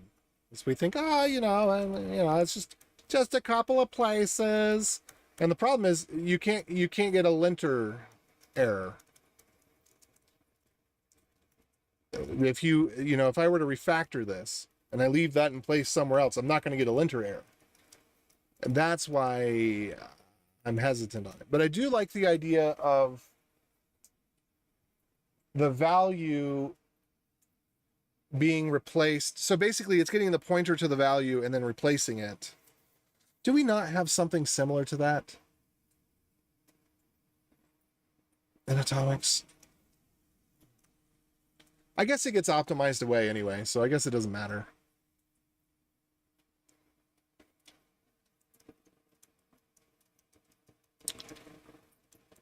So yeah, I mean this should get optimized away. This should not have an extra function call here. On this one in particular is what I'm like, all of this should get optimized away, I'm pretty sure.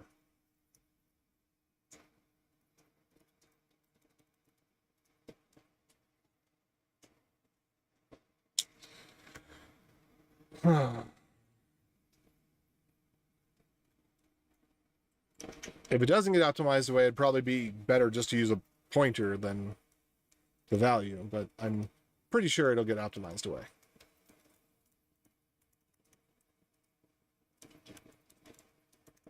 So the only place we should see lc.config is here.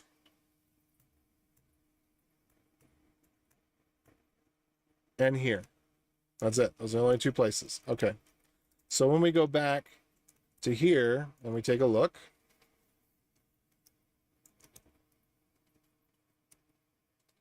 I'm sure something's going to be messed now. Has no field set new config, blah, blah, blah. Okay. Let's go get that out of the way first then.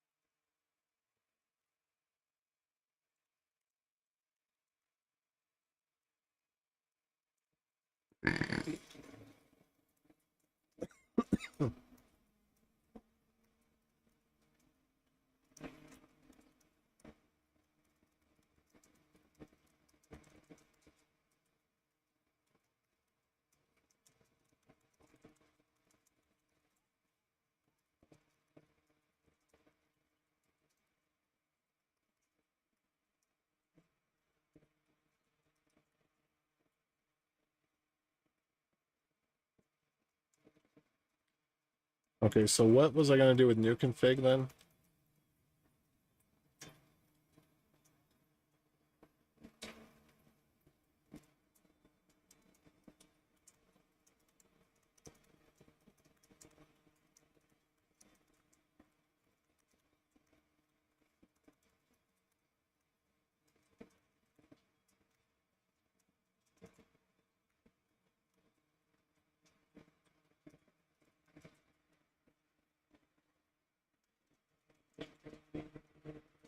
Okay, and this is now...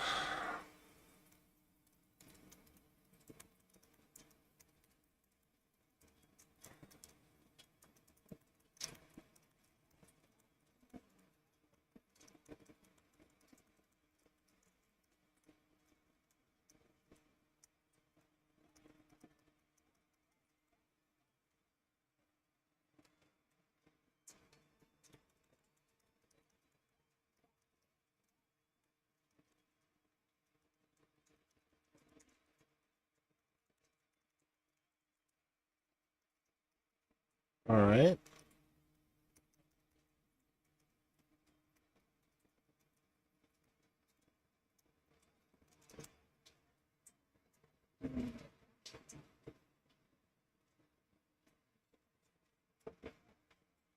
And we don't have to do the compare and swap here. I wonder how compare and swap works on a value.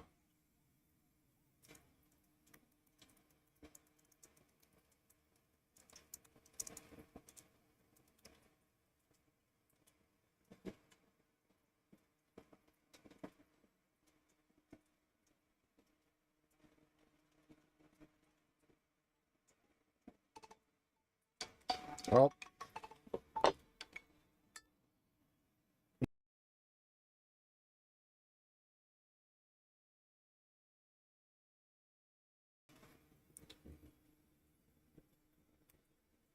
okay.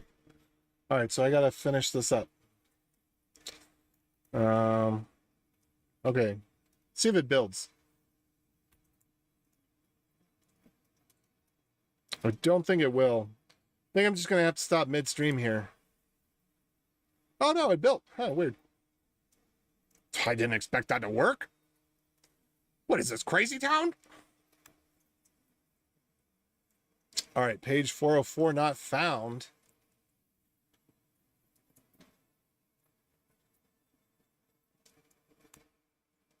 Interesting. So this one, oh, because now it's config slash current and config slash new. Right. So I guess I could call that pending. I don't know. Anyway, I'll go ahead and save this because, hey, it compiled. So why not?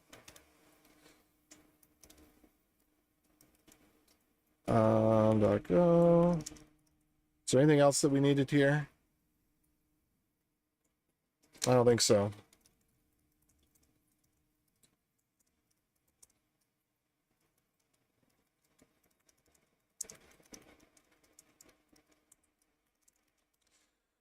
All right, so we're gonna need to update that config, check that it's correct, and then we're gonna need to